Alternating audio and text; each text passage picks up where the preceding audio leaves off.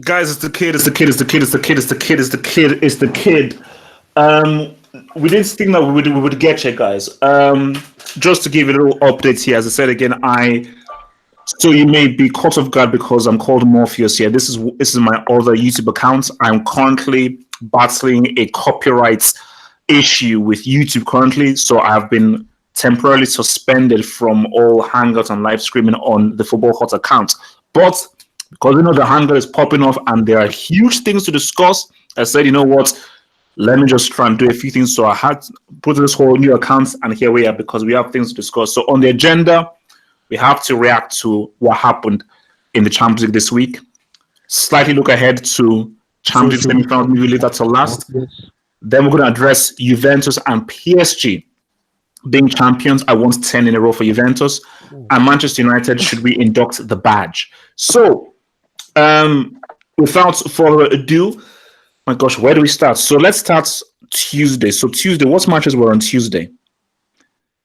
Barca United. Juve and Barca. Barca United. Nah, who cares about that? Barca United, Juve Ajax. Okay. So let's just build up. So was anybody surprised by? So let me bring in your boy Barca. So were you surprised by? Did you want more from Barcelona? Did you want more goals, or that is what you expected in that Barcelona United game? Yeah, I expected us to blitz them just like that, and we did. We scored 3 goals, and we didn't concede a goal in the night. And for me, I knew we were gonna beat them in the second leg, because even if you watch the first leg, we played way better than them. So yeah. So, but do you think that Coutinho is vindicated by that goal, or is he still a flop?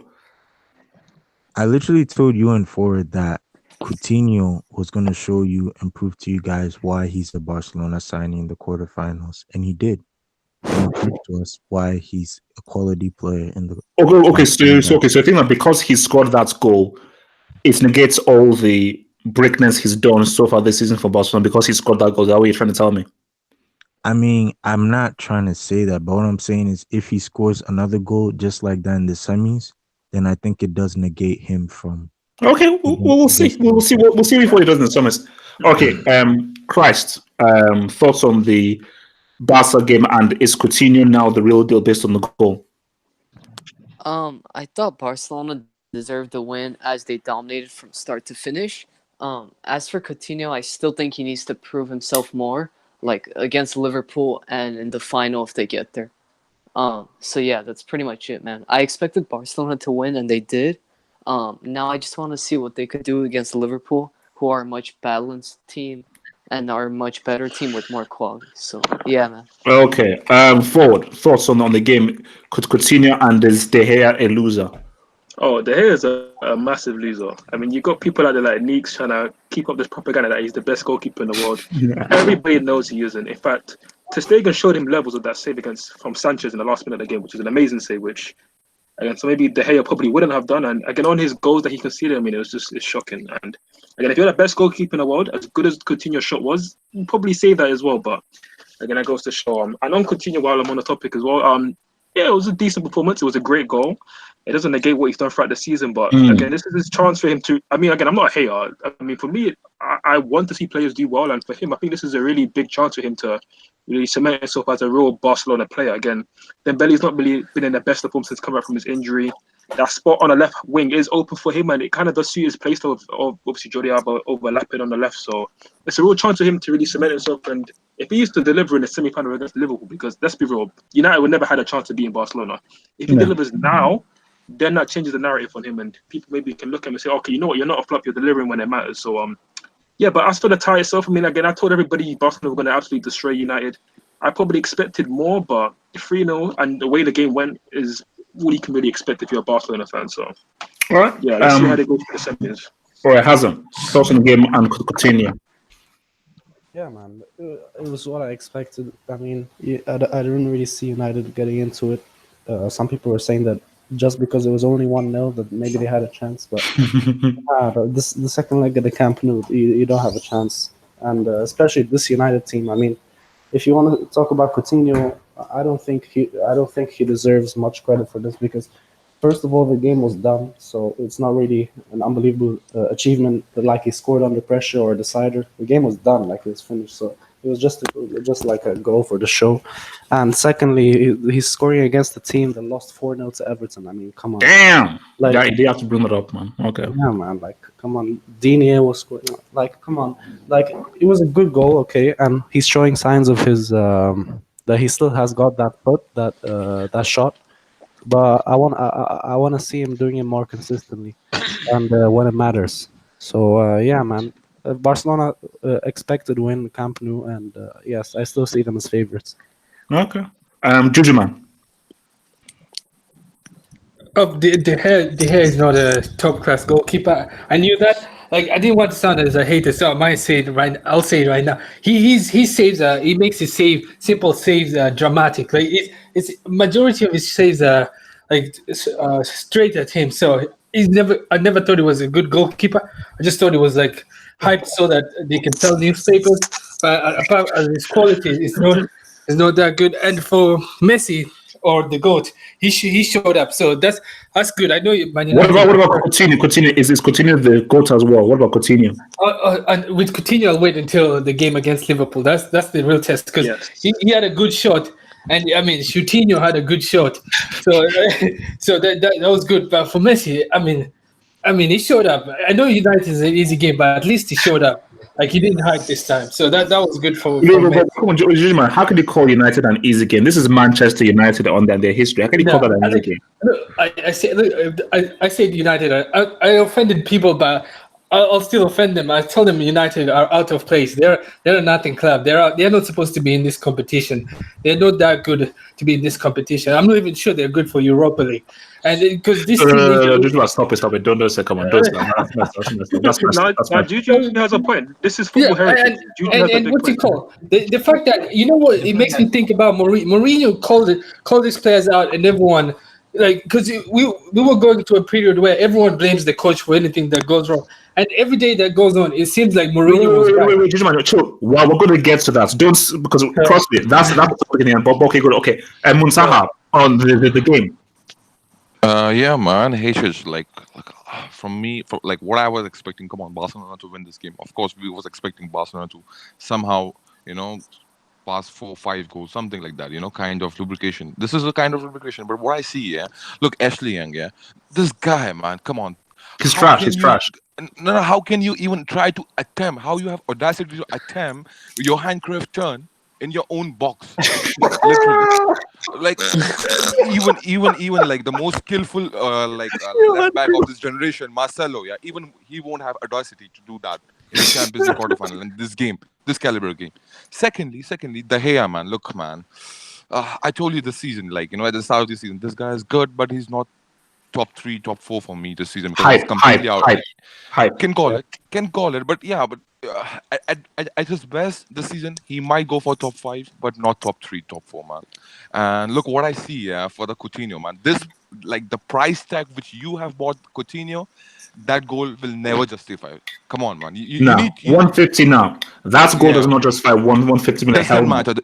This is what I see. Even if you score in Champions League final now, you have to keep on scoring for a season after season. Then it justifies your price tag. This is what I see. So yeah, man. And I just want to tell you one thing. Yeah, Man United started good. The game really, it's starting 10 minutes. Very well. They were First really looked pretty good. Yeah.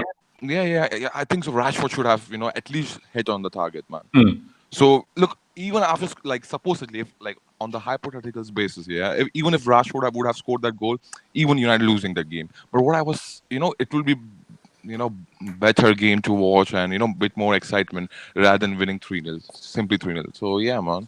So I was disappointed by the performance, the way United played. All right. Red.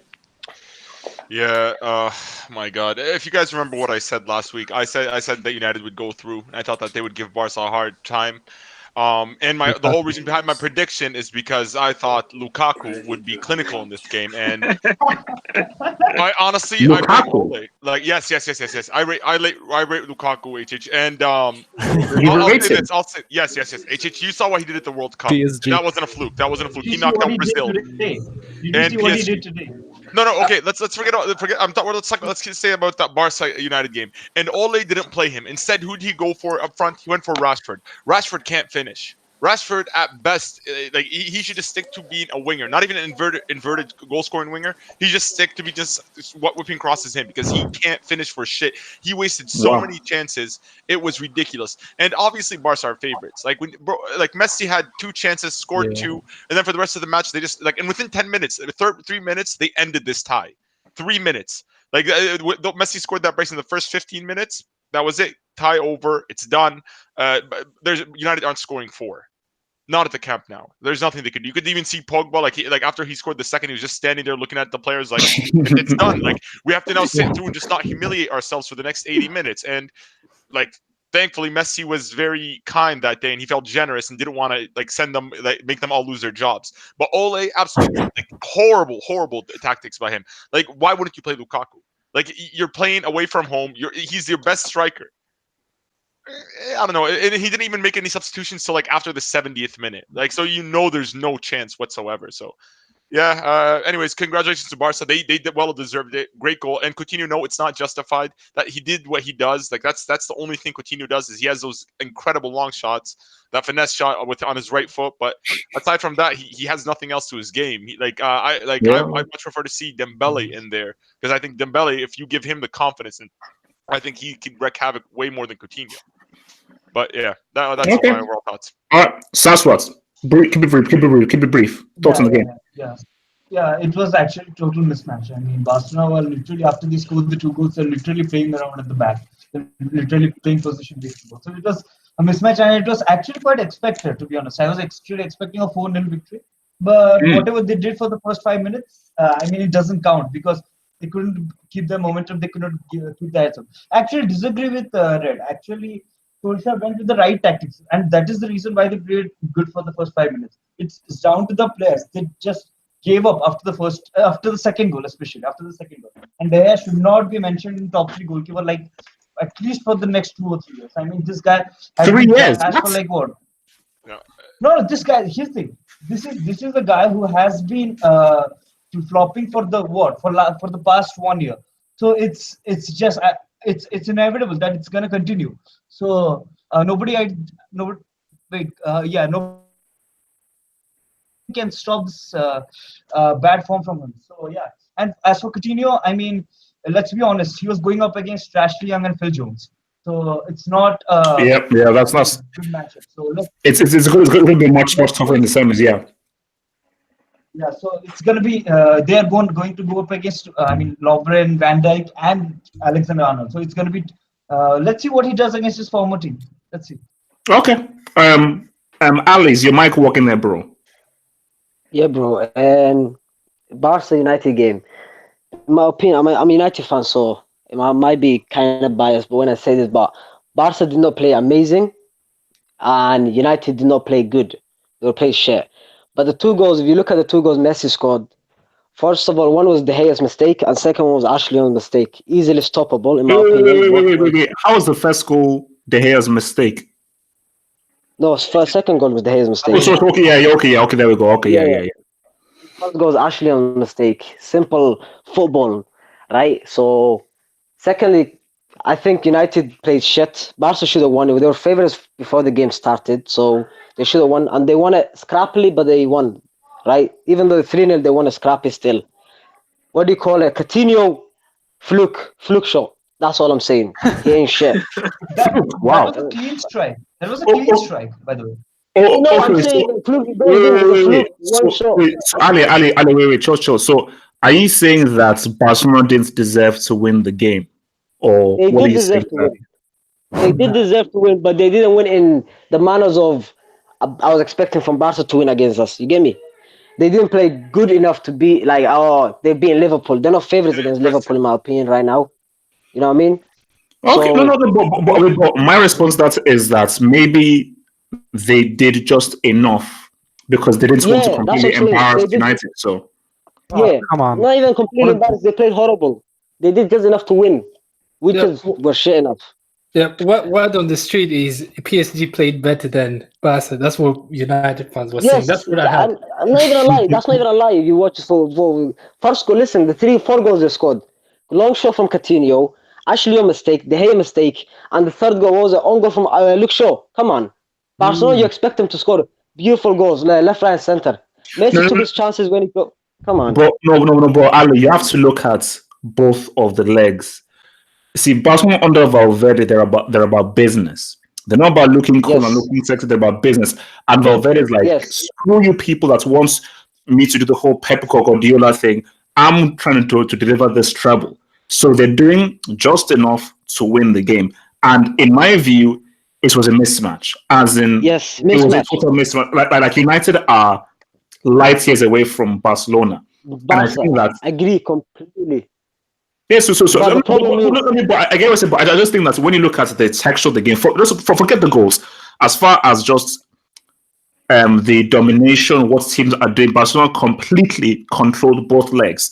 And I think that for Solskjaer, it's something that he needs to really go back to the drawing board and say, like, you know what, we have a lot to do in the summer to even close. You'll never be on level, but just to close the gap no, in terms of three, quality. 4 summers. It's gonna take years. It's not close. I'm gonna Oh, be wow. fucking honest. It's gonna take at least 2-3 years. Okay, all right.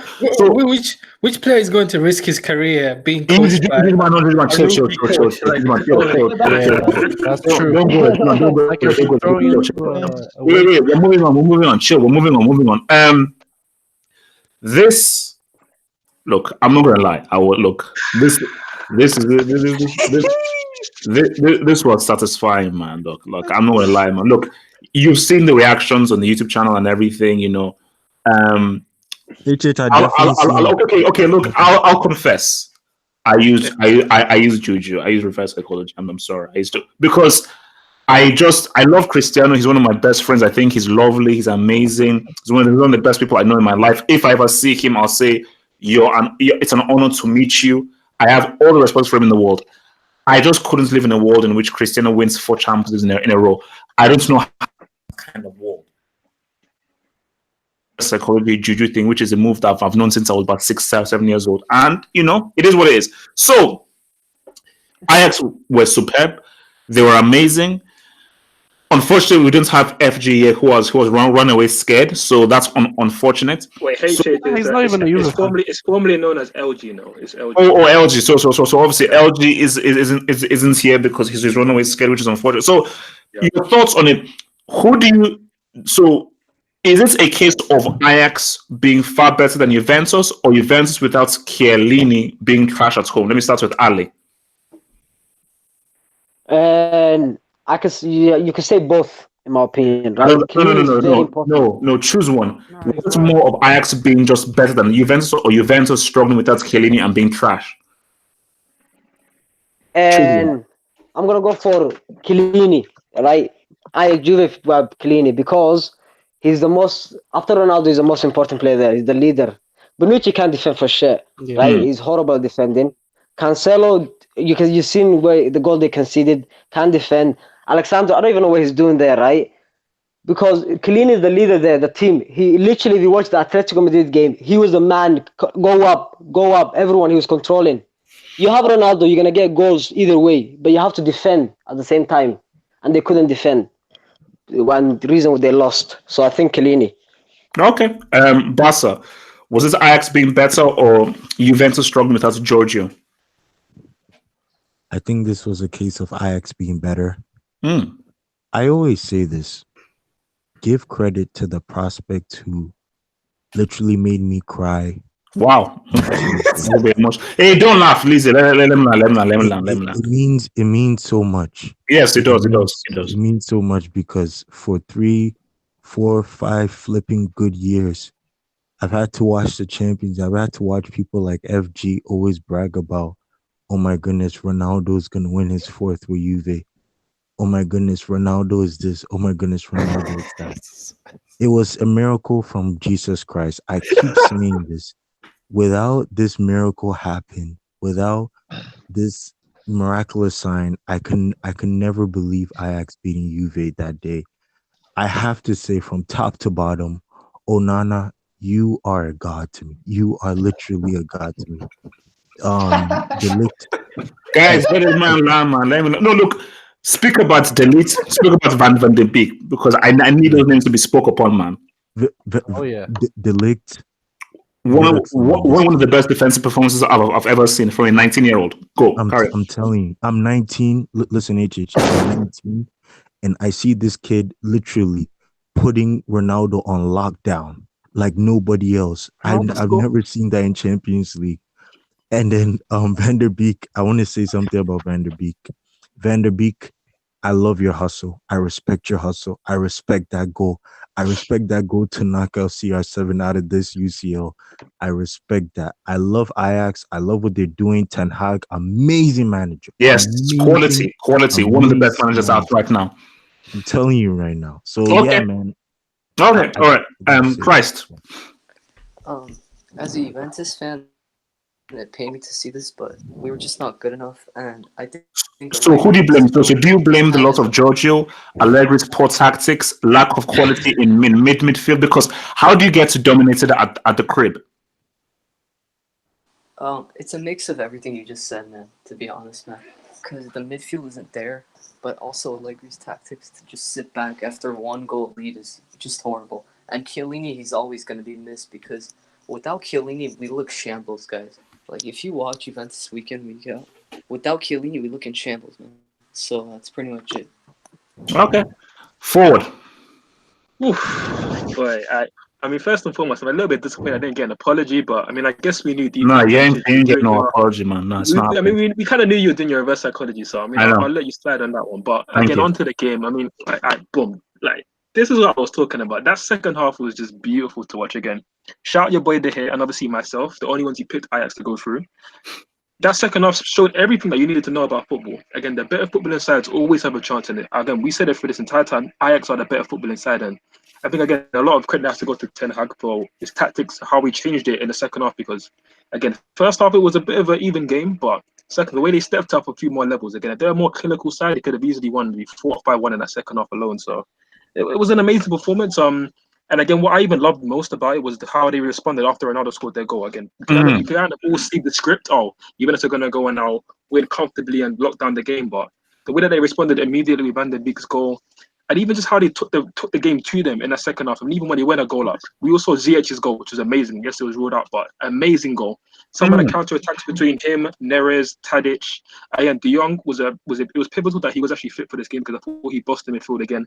It was just an amazing performance, and again, they're a complete threat to anybody left in the competition. I've said it for a while now. Again, I had to be made a believer after what he did at the Bernabeu, but again, once I saw that, I knew that they had a chance to beat this Juventus because in that midfield, Matuidi, Can, Pjanic, decent players, but as a function, as a system, as a midfield, they're not the greatest. And again, we saw it. And the thing is, I have to say this to you, HH, as well. You said that, we've not seen Juventus outplayed on their home turf before.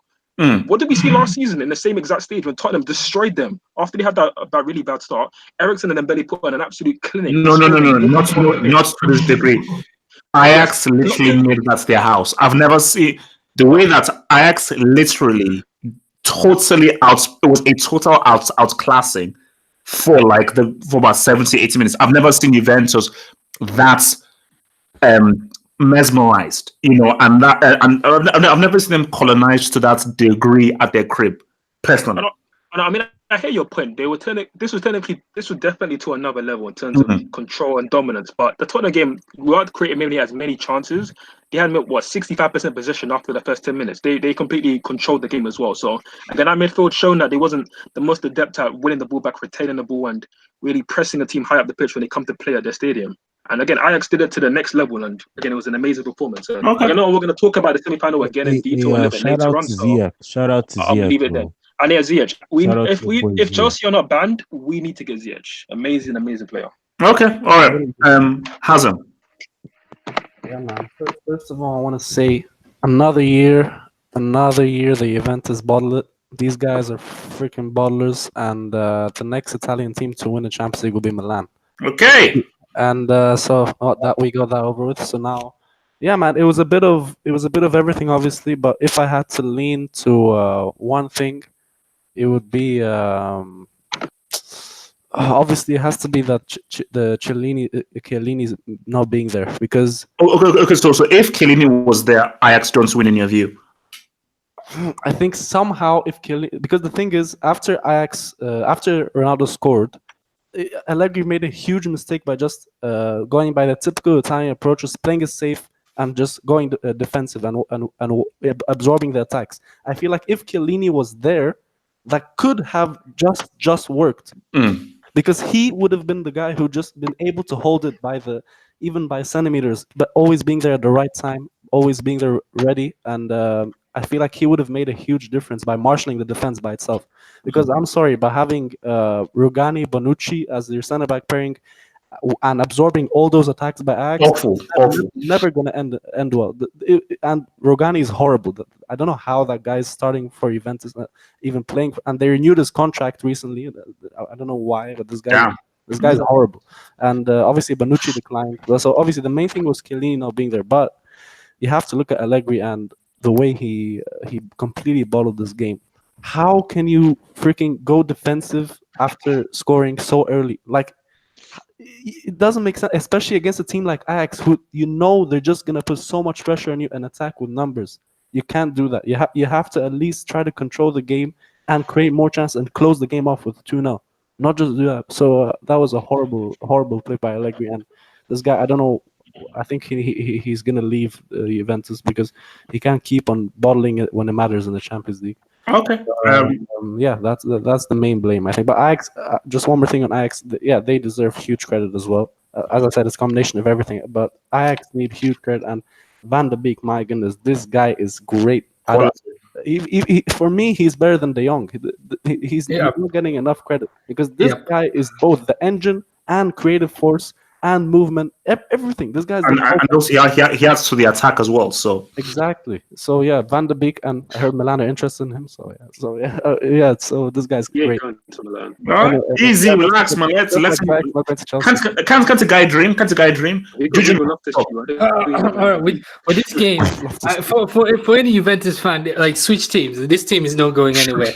Like I was first of all the one goal from Van de Beek. I mean, the Chilio, like he was caught, like he's not tracking back. That was lazy from the Chilio. And then the other thing is Szczesny, like the one save from Ziyech. Szczesny, that was amazing. If it wasn't for Szczesny, this game could have ended. Well, it could have been worse for Juventus. And the other thing is, I think with Allegri, because a lot of people criticize Allegri, but I think Allegri knows this team is not good enough. That's why he approached it pragmatically, because he knows this team is. Because the last time they played open against Atleti, like it ended bad. It ended bad. And the other thing is, I'm shocked how Juventus, they're not creating anything. Dybala, I'm not sure. It looks like a flop because he's a flop. I mean, I think they had 2 shots on targets in both legs. Juventus. That is really bad. And for what's it called? And for Ajax, I agree. Like what's it called? All the hype has been going to De Jong, but what's it called? Van de Beek. Someone should look out. Should buy that player because I think he's good. He's really good. And for Juventus, as for the last point about Juventus is gentlemen. No, I have a bone to pick with you. Thank you. I almost forgot. If some hangouts ago, weren't you the one that said defenders are not that important? Attackers are more important. Defenders do not make that much of a difference. Now, Jujuman, in 2017, are you going to tell me that Giorgio Chiellini not being in the defense did not make a huge difference in this time? I don't think it made seriously, like in the 60th minute, like I saw Juventus and these players were so tired. I don't know, like they didn't even play in the weekend, and it looked like they ran a marathon before the game. I was like, why are these players so tired? They cannot do anything. Like the whole team just looked so tired. Like they could barely run. They could do anything, and it was so bad to the point that the Ajax fans were chanting. They were chanting the Ole every pass. I was like, this is embarrassing. And as for Double H, what's it called? Chiellini is important, but I think this team is so bad, and I'm not sure the direction the club is heading. I mean, Ramsey is coming in next season. That's another player Arsenal don't want. He's an Arsenal reject, and he's will be the highest. He'll be the highest paid player in that Juventus team. I don't know where the direction is going. Clearly, I don't know if they're going to win the Champions League with that, with the way they're going. Okay, all right. Muzaha. Yeah, HH. First of all, I just want to say, I have to give the props to the team, this Ajax, because even I disrespected them in a sense, Oh, they're Me too. bunch of prospects. Okay, so in a sense, like how far they will go. Okay, they defeated Madrid. Now, maximum, they're going against, like Juventus are limiting these guys, yeah. But so like they proved me wrong again. So like especially their coach Ten Hag, yeah. To give them props and everything. But HH, you have to look for this thing, yeah, from the third angle, man. And this is what I see, yeah, to be honest. First leg, Ajax against Madrid, they lost 2-1. There was Ramos on the pitch, and they were good. Like to be honest, they played like they outplayed us in the first leg as well. But they wasn't that good when it comes to second leg.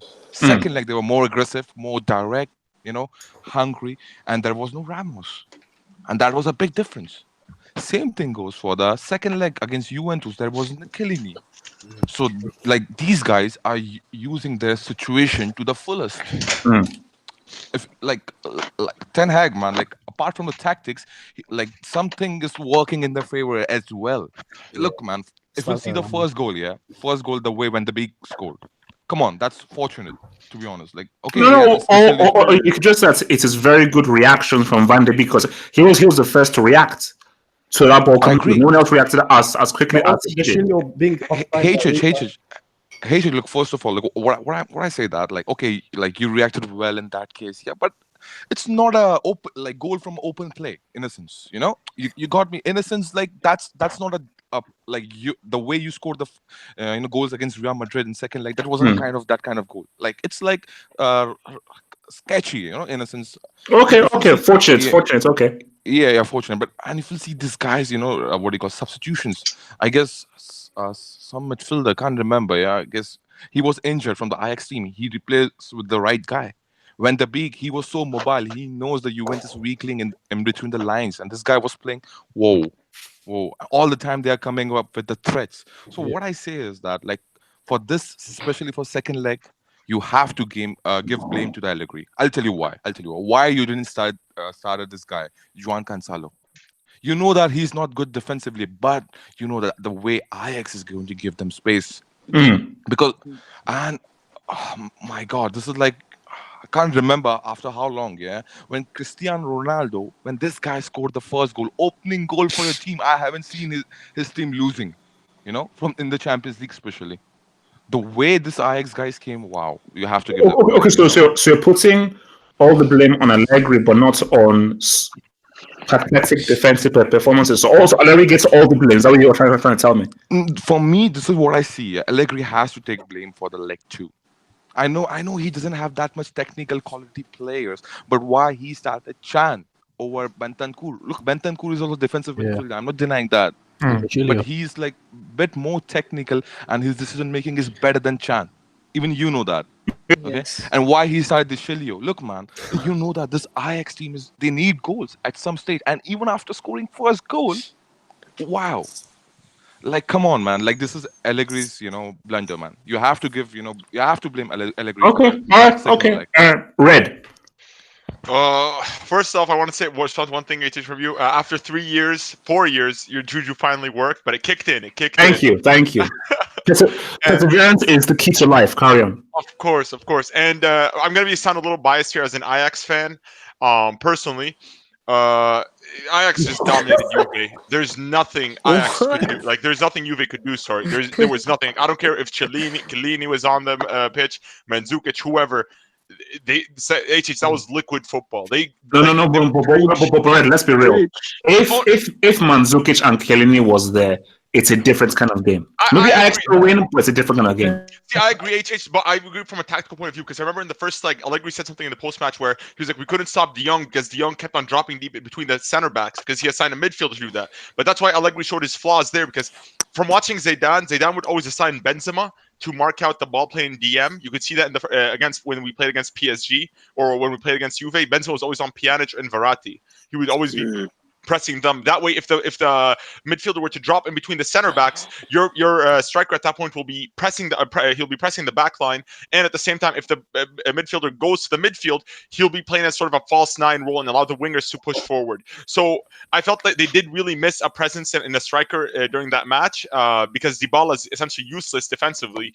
He's only good going forward. He's not going to be classy brick. Yeah, he can't press. He won't because you need to press from the front. For if a team is they're playing from the back, you have to press from the front to put pressure on those, because they were allowing Ajax to just play all their Ajax were just so comfortable in that game. They Juve couldn't touch them. They couldn't and by the 70th minute, the players were dropping like flies. And another thing, I don't know what they're doing in the Juve training ground, because their players are dropping like flies. Like, how is Mandzukic, Cuadrado, Douglas Costa? Oh, yeah. How are these players all injured? How none of them are available? Chiellini, you guys already secured the league. What are you guys doing in the training pitch that's getting these players injured so much? But overall, fair play to Ajax. We did it. We were able to pull it off, and hopefully we're gonna go the whole way.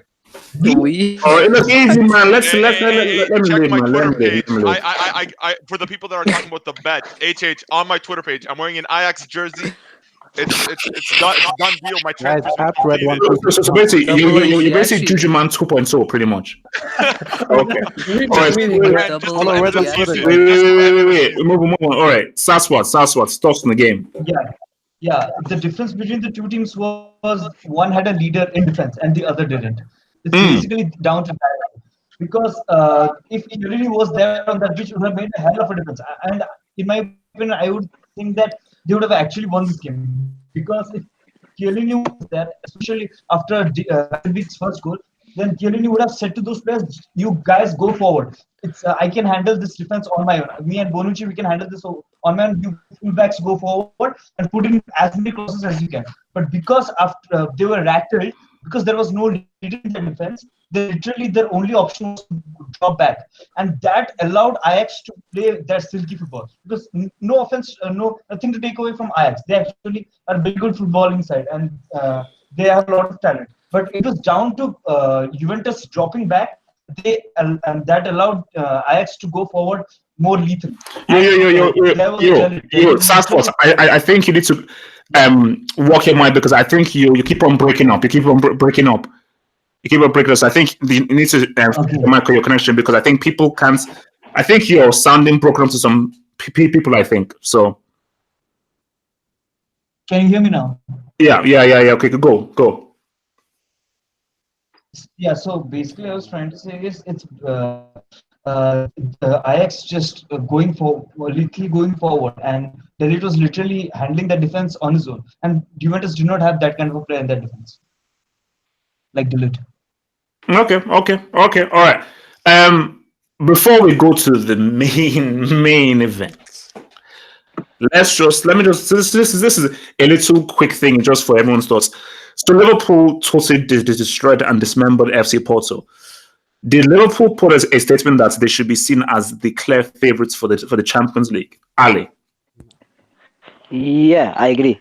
Liverpool are the clear favourites, and they've done it every game. They want to be okay. They lost to that team in the group stage, but they've bet Napoli. They've got PSG.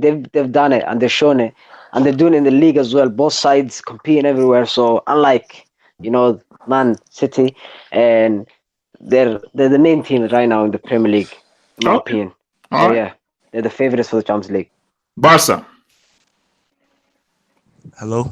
Yeah, are Liverpool the clear favourites after what they did to FC Porto? Are they the clear favourites for the Champions League? I would say. Choose your words carefully. I don't think so. Okay. I think they are. I think they're favorites right now because they have all their players can. Hey, let me land. Because all their players can score goals. That is why I think they are clear favorites. Like Henderson can score, Wijnaldum can score, Van Dijk can score. But I still, because I know people like Montaha, people like Red maybe, I know Liverpool is playing a bit like Real Madrid of last season, and I know a lot of English Better. fans think that Liverpool is like Real Madrid, but I just have this small thing. I don't know why these guys don't look at stuff like this. Um, Obviously, right, today against Cardiff, when Liverpool played Cardiff, there was a corner kick that Cardiff had where the guy literally whipped in the cross, and if the guy's head literally got implanted into that ball was going inside the net, because it was a really good header. He just headed it really badly, and I just feel like I see some weaknesses, especially that first 10 minutes of that Porto game. There were some weaknesses with that Liverpool team that, you know, even me as a Barcelona fan going into that game, I'm like, my God, if we can exploit those weaknesses, I think we really have a chance. Okay. So in short, you don't see them. You see them as favorites, but not the clear favorites. No, I see them as favorites, but they have weaknesses. All right. That's Okay. what I'm saying. All right. Yeah. Christ, are Liverpool the clear favorites? This is really hard to say, but I think Barcelona are, man. The reason I say Barcelona is because Double H in the league, Liverpool have to play all their starters to try to win the league because they're trying to win the league. But whereas Barcelona could rotate players for the Champions League because they have a 10-point lead. I mean a 7-point lead in the table. So yeah, I believe that Barcelona are the favorites, and also because of Messi, like he's on a mission, and I don't think Liverpool can stop him because he's gonna be on his game. So that's like the main reason, man. Okay. But Liverpool could easily, they could win it as well. All right. Four. Are Liverpool the clear favoritos? Yeah, definitely. I've been saying it for a while. People are starting to catch on now, but yeah, they're definitely the favourites. Especially with Salah coming into top form now. Obviously, their fullbacks have been producing so many assists and creating a lot of opportunities from the work that I think teams have not really been able to really catch a good idea on how to really stop them. Create obviously chances from the wide areas. So yeah, Liverpool are a tough team for anybody left in the competition to beat, and especially for Barcelona, I think they're just a horrible matchup for them. So yeah, definitely the favourites right now in the tournament. Hazem, are Liverpool favorites? Hazem.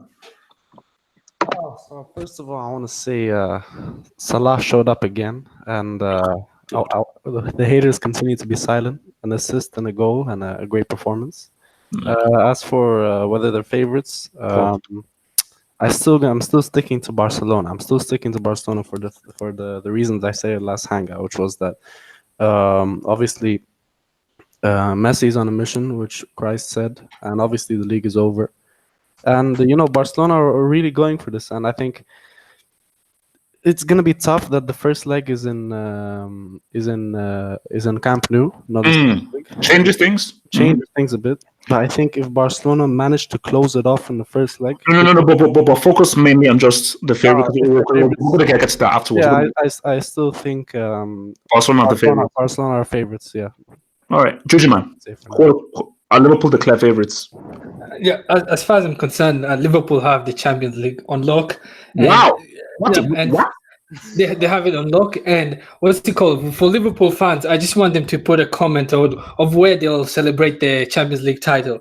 And because they face, I mean, for a team that I know Barcelona will be they'll be a tough game because Barcelona have faced difficult teams apart from United. But Liverpool have the edge because they have the front three. I think is the best in Europe or the world because they have. I mean, they have with the icon Salah, with Sadio and LGBT Firmino. They do. They're doing. No, wait. Sorry. They're doing well because and what's it called? And I think they just it just feels like. I cannot see Liverpool going trophyless this season. I know they'll get 2 trophies, but it's like all this work. There's no way they're going trophyless. So I'm expecting them to beat Barcelona. Okay, all right. Also, though, just to say that I do not condone those words that Juju man said about Firmino and LGBT. So I don't condone those words. Okay, Juju man, stop. Muntaha, are Liverpool the clear favorites? Jesus, man, come on. This is not that easy to say that Liverpool is clearly favorite. Why not? Listen, let me tell you. They No, destroyed no, the no, no, football, no, so no, they look no. tough Relax, relax, and attacking. relax, relax. I'll tell you why. I'll tell you why. Because do you trust that Brexit midfield? Do you Yes, trust that Yep. really, I especially do. at Camp Now? Are you Oh mad, boy. bro? Oh What are you boy. saying, bro?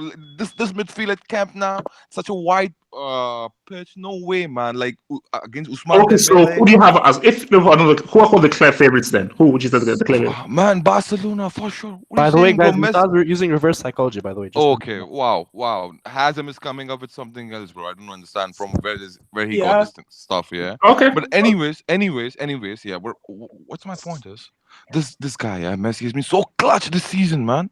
You wow, this guy's been like, come on, man. This guy's showing up, and his legacy is online now. Yes, he is. It is. It is. It's online. It's online. Yeah, It's it's not online. about just Champions League. It's his legacy. If Yeah, Messi won't yeah. win, because he knows the tagline he has on his like at his back is like without He has to Xavi, deliver. Iniesta, Messi has to Xavi, deliver that Champions yeah, League. yeah, Anything short of a win, it will be a failure, and his legacy will take a hit. He needs to deliver the Champions League. He has to. yeah, yes, man. So this is what I see, bro. So I think so. Barcelona's favorite for me. Okay. Red. Are Liverpool clear favorites? No, they're not. Like we can't say that. Like, look, Liverpool are a solid team, and they're definitely the second favorites behind Barca. Like, it's either whoever's gonna win from that tie is gonna win the whole thing. But no, this is Barca's to lose. This is no. I respect Ajax. I just feel like Liverpool and Barca are more complete teams than Juve, Madrid. All of And those have the flaws. final is anybody's game, man. Respect the It's true. events. It's final. true. It's true. It's true. But like, I'm not betting against Messi, man. Like, look, Me neither. Mane and Salah are amazing. They both scored amazing goals. Messi has as much goals as them both almost combined in the league. Like what he's doing, and you saw with United. United played a solid 170 minutes, but Messi in 10 minutes ended that tie. In 10 minutes, as soon as they made Solid? one mistake and he was in front of goal. That's it. Like, he's scoring. And you have to rely now to because this whole season, Barcelona within 15 minutes whether it's like you saw against Lyon, 10, 15 minutes, they score like 3-4 goals, game done. But United, 10 minutes, 2 goals, game done. Even in La Liga, it's always like that. Within 5 minutes, 10 minutes, they'll blitz and the game is over. And so that's why I favor United, Barca. But with that being said, Liverpool are not slouches. Liverpool are a solid team. They're a complete team. They have a good defense, midfield, and attack. I disagree with Muntaha. That Brexit midfield is actually good against Barcelona. Very effective midfield. Very effective. Yes. Because you saw what they did to Thiago, which is a very Barcelona-esque player, because they're not going to give Busquets, Arthur, and Rakitic time on the ball. They're going to constantly be pressing them. And guess what? If Klopp wants to sub in, okay, let's take out Milner and Hendo. Okay, here, let's put in some Keita with Fabinho. Like, you have Gini Wijnaldum. Like, they have depth in that midfield where they can last for 2 legs. And the fact that Red. What if red? one second, What if let me Messi dropped deep? finish my Wait, red. And also with another asset to Liverpool is the fact that they're constantly sharp. They're competing for a title. That's not a negative. That's a positive. That they're constantly on. They're in form. They keep going. They don't like one leg. They're gonna like, oh, we can rest them for the league, or no. This is better for the players. They're gonna be sharp all season long. Like they won't like turn off. You can't turn it on when you turn it off. You Okay. gotta keep it going. So yeah, I Barca are favorites. Like, I think they're like 70% favorites, but Liverpool have a good chance. Okay. Sasquatch. Yeah, I mean, for this particular Barcelona favorites, and actually, it's a kind of change of pace to see so many teams, so many you guys, I mean, favoring Liverpool. So yeah, for this Liverpool is the favorites, but I don't think we're gonna win the Champions League. I think Ajax is gonna win the Champions League. What? So Ajax. yeah, because Wait. Did you see that in like a dream or something, or what? What do you mean? Nah. Yeah, because I just don't trust my team in a final. Believe me, I just don't trust my team. Every time I trust my Have team in a hope, final, man. Have hope. Istanbul. I just can't. I just can't. Istanbul. Yeah, I know. But that was a long time ago. So yeah. So basically, I'm just using. Let's see what happens. I mean, I just don't trust my team in a final. But based on this stat, I mean, Klopp literally has told in his press conference, in kind of like a secretive way, that he has the two methods to deal with Messi. Either when he Wait. Trust me, we'll get there. We'll get there. Let's not tell me we'll get there. Now, look, you know what? I'm going to cut this up in soon. First of all, in my view, quality-wise, the best football match I've seen is Germany-Italy World Cup 2006. That is the best football match I've ever seen. This match you cannot tell me that there are 6, 7, or 8 games that were more exciting than this game for pure, raw, unadulterated excitement. This has to be one of the most eventful, exciting, craziest football matches that I've ever seen in my life.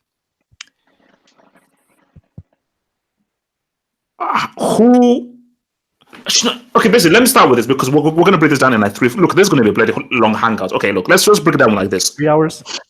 Who do you put the blame to for the Man City loss? Let's look at Man City first.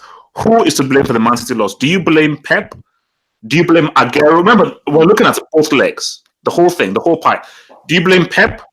Do you blame Aguero for missing the penalty? Do you blame Laporte for his 2 mistakes? Who is this?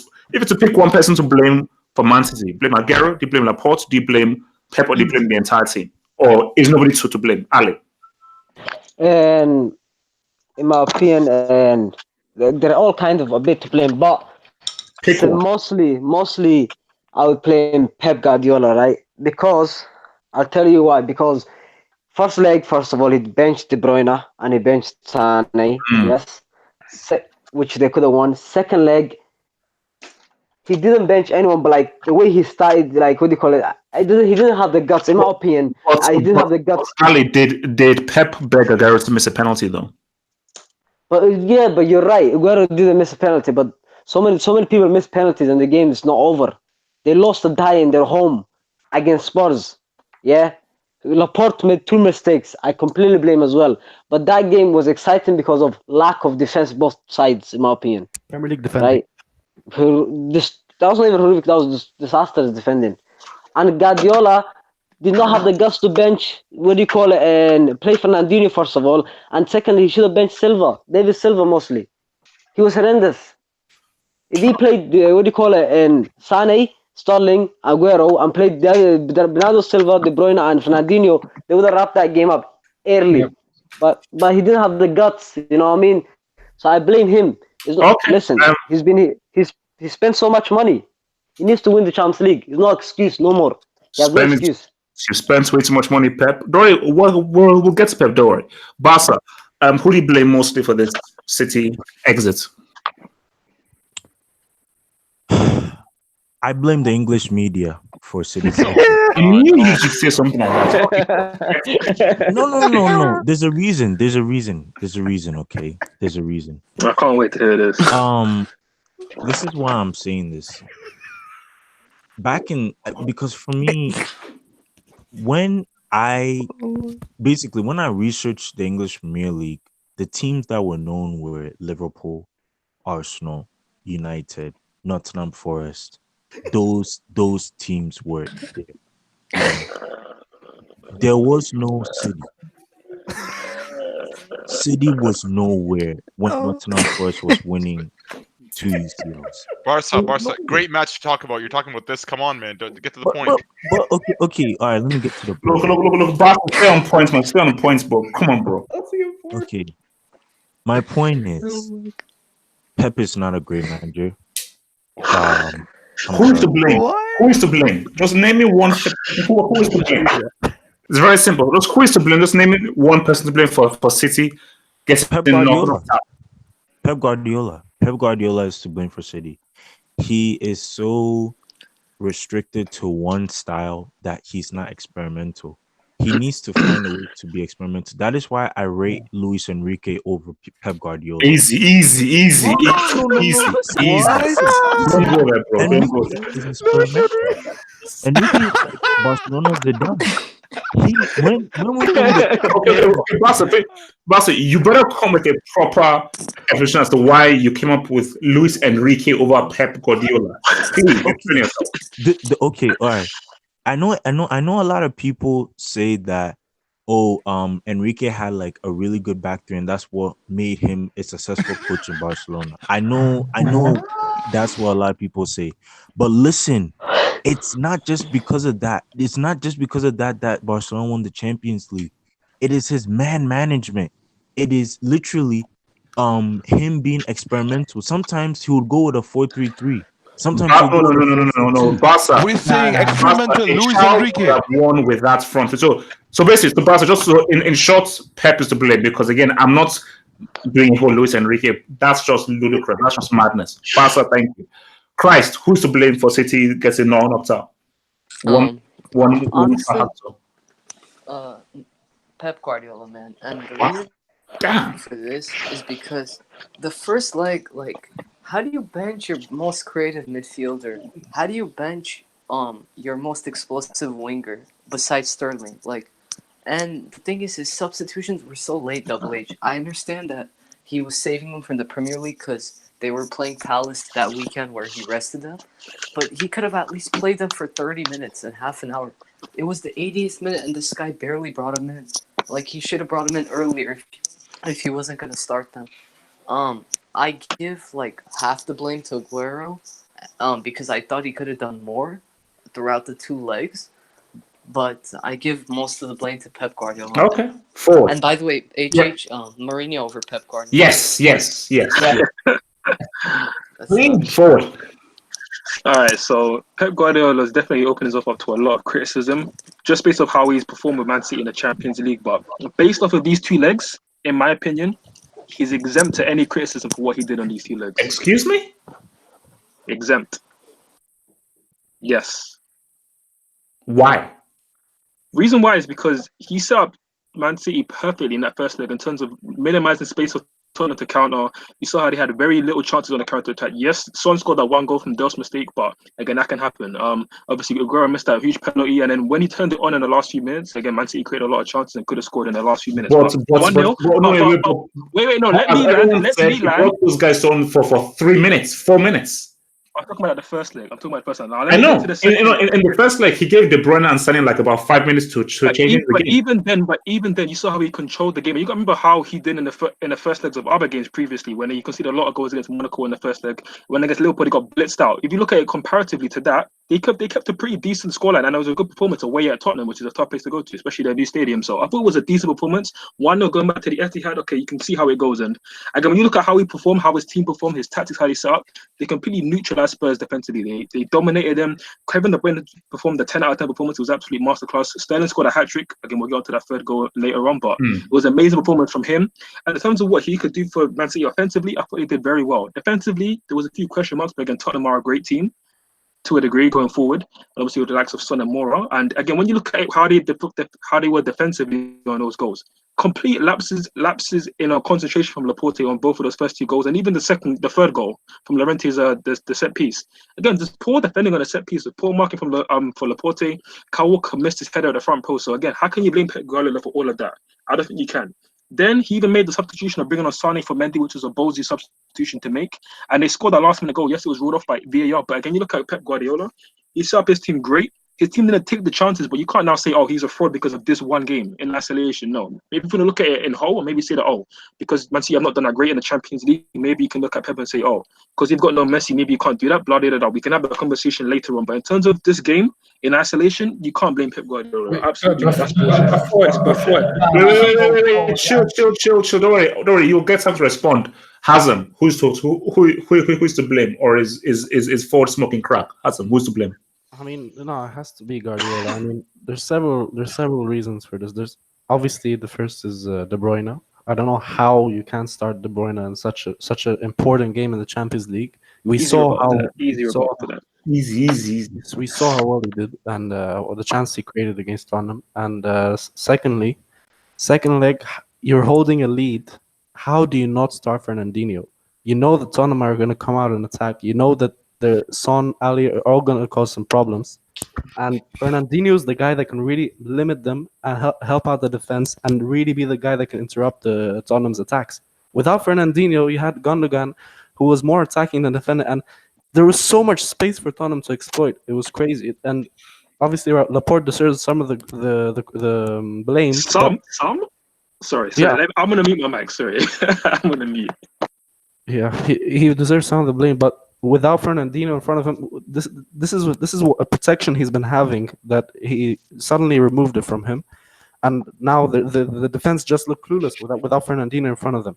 So especially with such a Tottenham team coming at them, so that was a huge blunder by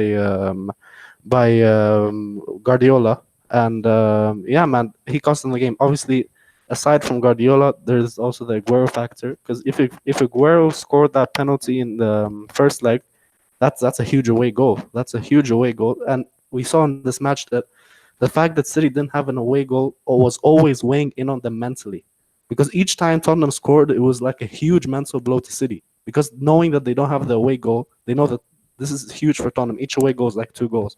So yeah, man, the main blame goes to Guardiola, and but there has to be some criticism put on Aguero for balling in the most important moment. So okay, so the main person you're blaming is Pep.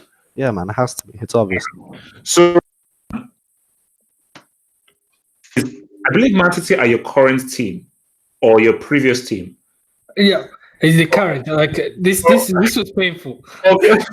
Okay, so who is the main person to blame for your current team? Which won't be your current team anymore?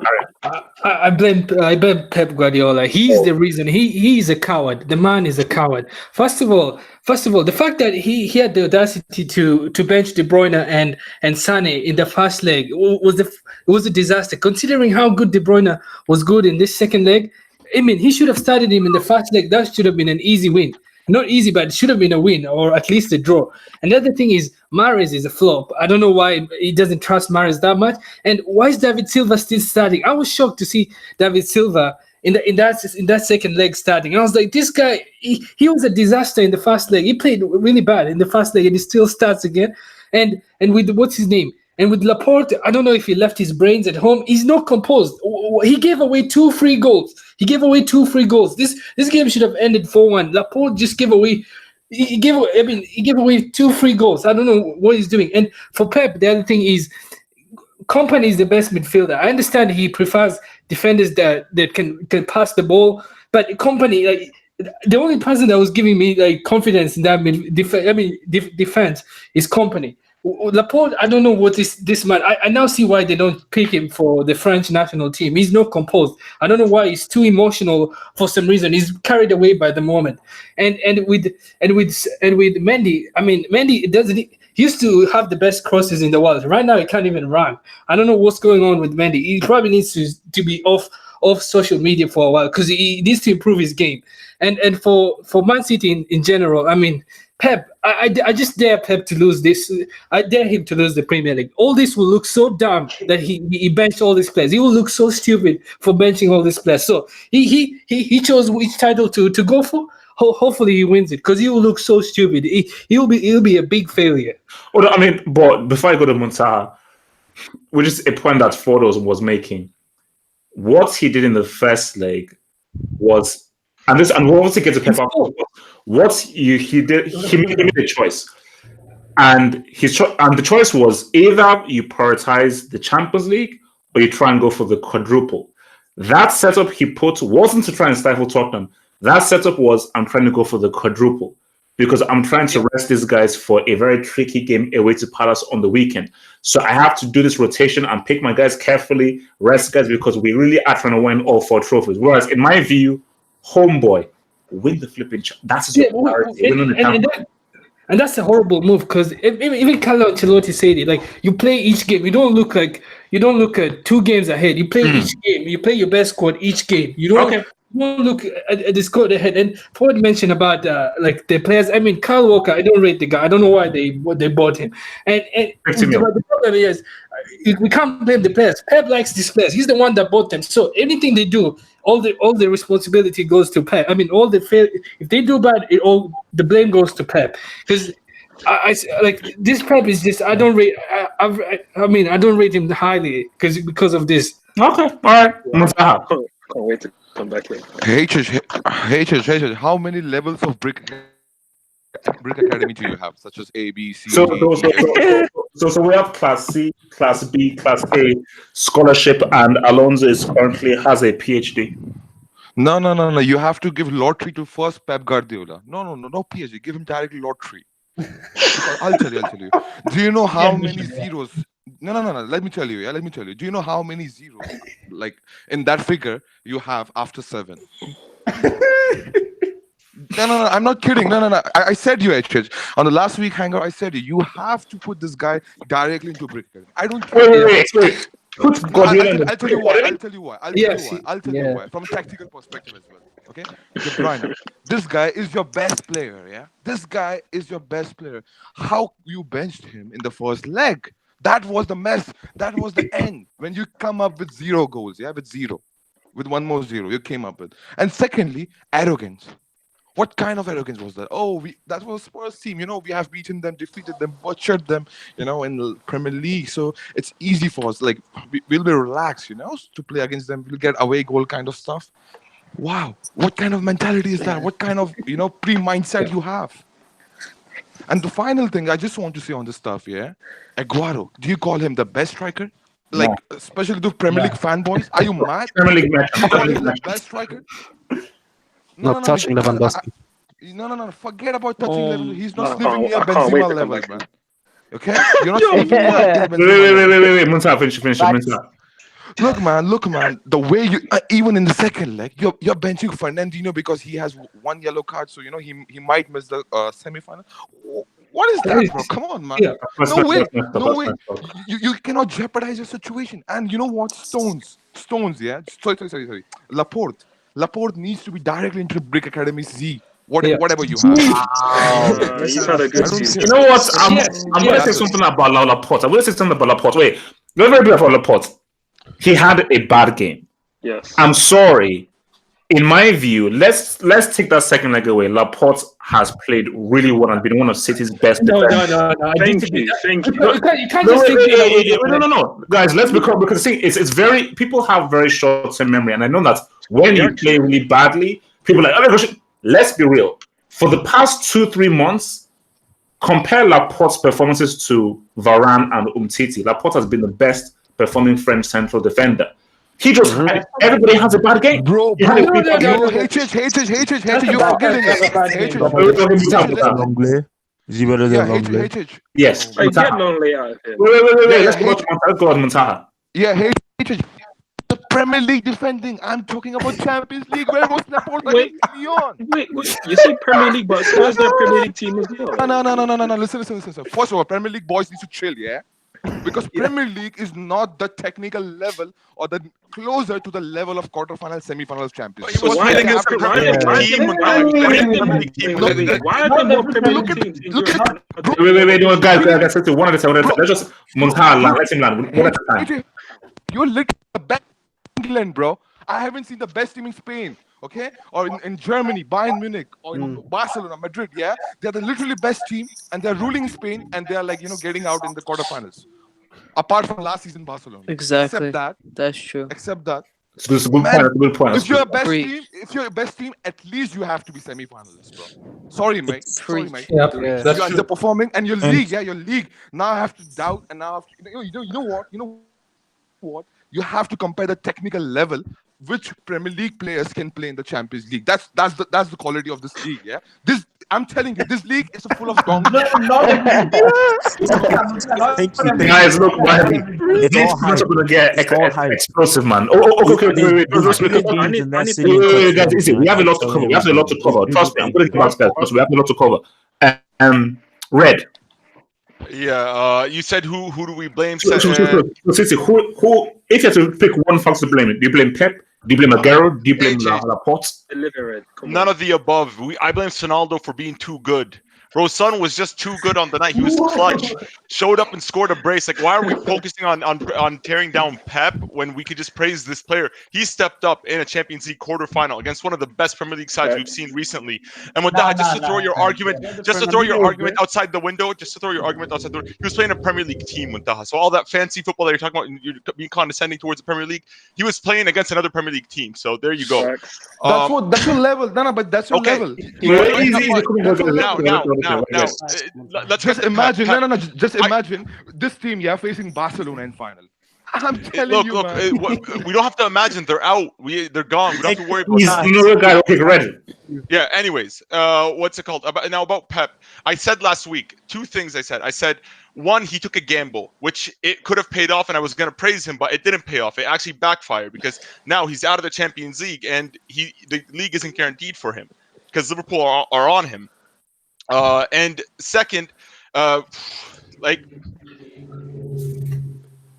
sorry, lost my train of thought. My bad. But yeah, Pep, his teams are glass cannons. As soon as Tottenham put a bit of pressure on them, their defense folded, and it's his fault that they were put in that position. If in the first leg you played every game at a time instead of worrying about 3-4 games ahead, you would have put yourself in this situation to begin with. You could have dealt with Spurs because they've routinely beat Spurs. Like, City are clearly the better team. Even after the win, I still would say City are a better team than Spurs. But it's just that Pep set them up poorly. He took a risk.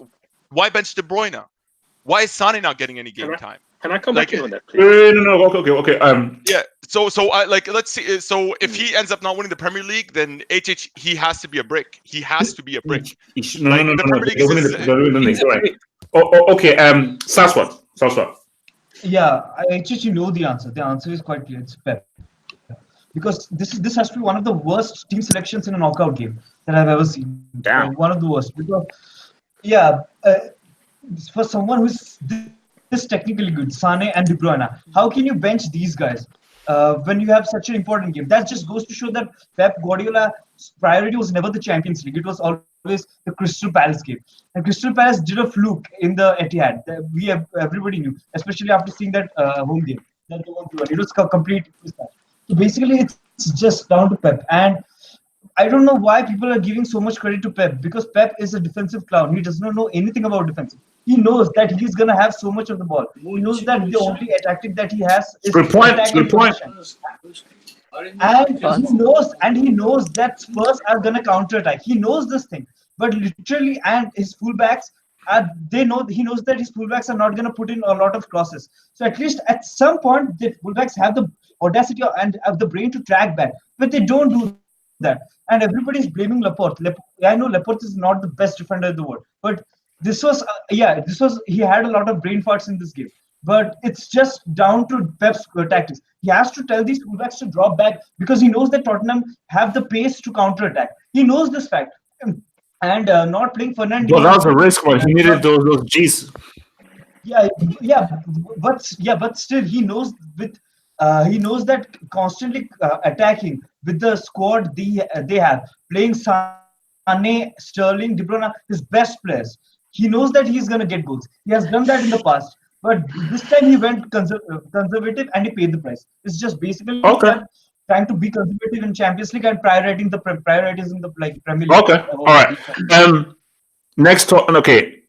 Wait, no, I've got to come back on that story. I have to come back in. Okay. Just a quick comeback and then we'll move on to the next thing. Look, a lot of people want to throw a lot of shade onto Pep right now, and I think it's just completely uncalled for. Like, if you look at it, if you break it down piece by piece, right? I don't know if anybody watched Pep Guardiola's pre-match press conference when he talked about Kevin De Bruyne. I don't think anybody here watched it, but he talked about how we couldn't play Kevin De Bruyne in 3 games in a week. And we saw what happens when he played in 3 games in a week. He got injured in a league game against Spurs, which is why he didn't start him in the first leg game against Spurs, and obviously at their stadium. So that's why he didn't want to play him in that game. I thought tactically, when he played Gundogan and Fernandinho in that first leg, it worked. It stifled Tottenham a lot. You can't disagree and say it didn't when they only had 3 shots on target compared to obviously how Man City dominated possession and so on and so forth. The ABC of Champions League football is you need an away goal. Yeah, and plus they lost. So and they got the penalty. But why did he Fernandinho was slightly injured for going into the second leg. Again, if you listen to Pep Guardiola's statement in his press conference, you would have seen that as well, by the way. Also, when it comes to Sané, I think this needs to be said, because again, I think a lot of people look at Sané with this through tinted glasses, and I think you can see the ability there. He's pacey, he can go past the play with ease, but he's not the player everybody thinks he is. He's not an amazing player. Not right now. He's very inconsistent. Yeah, form. Okay, He doesn't listen to wait, Pep's wait, tactics. wait. And the most important thing. you're smoking. No. And the You're most smoking. important thing. No. You can't Let come me and say finish. Sané is not an amazing player. That's messed up. My point. Let me finish my Okay, point. wait, let him land. Let's Ford talk. Thank you. Everybody relax. Chill. The reason why I say that is because when you look at it. What the fuck are you doing over there? Look, when you look at it and compare him to Sterling is performing amazing football right now. You don't bring in Sané to disrupt your best player, who's Sterling right now. He's performing. If you move Sané in, he has to play on the left, and you have to move Sterling to the right, and that means you have to displace one of Sterling or Bernardo Silva, who were amazing in that game. Again, when nobody's talking about Pep got the tactics wrong, they outplayed Tottenham in that 90 minutes. They even scored a last-minute winner. Yes, they got disallowed because of VAR, but they outplayed them. So how can people say that? Man City Pep got his tactics wrong? No, they outplayed them. It's not his fault that his players didn't take the chances and finish. Anybody who says it's Pep Guardiola's fault, I completely disagree. Oh, okay, no. Hatred, I want to ask you a question, bro. Hatred. Wait, chill. Trust me, everybody will have their chance about Pep. He's a separate topic. Who is Tottenham's best player, Son or Kane? I'll start with Ali. Who is Tottenham's best player, Son or Kane? Ali. And obviously it's Kane, Harry Kane. You can see when he's playing, but in my opinion, when Harry Kane is not there, Son just becomes the main man and attack, and the team is more flowing because it doesn't have to all go through. Harry Kane is a pure number 9. You know what I mean? And Son is like a left wing who can do everything. He can finish. He can dribble everything. But Harry Kane it's like saying who's the main man, Aguero, Sterling. You know what I mean? It's obviously now it's different, but it's just No. So like, who is Tottenham's best player? Who is their main man, their best player, their top guy? Harry Kane, consistency wins always. Okay. Well, but clutch sometimes wins over consistency, but okay. Barca, who is Tottenham's best player, Son or Kane? Son and Pochettino. Okay. All right. Christ, who is Tottenham's best player, Son or Kane? Gus. Okay. Wait. Christ, who is Tottenham's best player, Son or Kane? Yeah. Okay. I was gonna say Harry Kane, but I've never seen Harry Kane step up the way Son just did. Like this was such a big game, and the quality of the goals that he scored, that impressed me. And the fact that I've never seen Harry Kane do this, this level of performance and this magnitude of a game, I think Son has passed Harry Kane now. Okay. I really do. But the bad thing is he's not going to be there for the first leg against Ajax. Yeah, huge miss. All right, forward. Who is Tottenham's best player, Son or Kane? Yeah, on this we definitely agree. Is Son. When people question his consistency, I think people have to look at how Tottenham build their team, how Pochettino builds his team, and he clearly builds it to gear towards Harry Kane when he started in the team. But you guys see when Harry Kane isn't there and Son's able to take the limelight and really cement himself as the guy to really take the chances and be the limelight of the team, he absolutely shines and he produces big moment after big moment. He's an amazing player, 2-footed, agile, can go either way. It's amazing the way he dominated Man City and Laporte and Stones in those games this past week. So yeah, 100% is Son, 100% is Son. And if they build the team around him, I think you'll see even more consistency and more obviously amazing plays like what we saw in the Champions League this week. Hazem. Son. All right. Jujima. I'll wait until the second leg against. No. Okay. As of right now, who is Tottenham's best player, Son or Kane? No, I'll wait. I'll just special mention Danny Rose is the best English left back, but I'll wait. Okay, Jujima, why do you want to wait and why can't you tell me now? Because Laporte just gave away 2 free goals. He gave away 2 free goals. I'm waiting. That's not good enough because Laporte just gave away. Son didn't even have to touch. He placed it perfectly for Son to finish. So So Son's opening goal in the first leg and his second goal in the second leg isn't pure skill. Because he still needs to finish. Yeah, but first leg. Let's be honest. That Edison, that was a horrific save. He could have even kicked it by his leg. No. Let's be honest. You can't just say that was like an amazing goal. Henderson, I don't know what he was doing. And No, and that was an amazing goal. That was When you an hit amazing that hard, when you hit that hard and low, it's hard for a goalkeeper to get down and No, save that. he should have used his foot. He didn't have to go down. He should have just used his foot. I don't know why he was going down. I think the Son goals. I don't want to sound like a hater because it's soon. So that's why I'll wait until later. But I think some of those goals are overhyped because it's just basic. It was basically Okay, fair enough. Look, I think you're talking crazy, but that's fair. Munzaha, who's Tottenham's best player? Son, the face of Spurs, the superstar. Believe that. Red, Tottenham's best player. Kane, but Son is catching up. Son is catching up. What HH? How am I gonna put? Look, don't get me wrong. I love Son. I've been preaching his name, but dude, Kane's been doing this for years. Like, we're not gonna just act like Kane. Okay, Red. Let me respond. He's been doing this for years. Cool. No, we got no, HH. We got to. No. Okay. You said you've been doing it for years. Cool. Mm-hmm. Premier League is not the be all and end all. Sorry. Yep. Yeah. Okay, so wait. Let me land.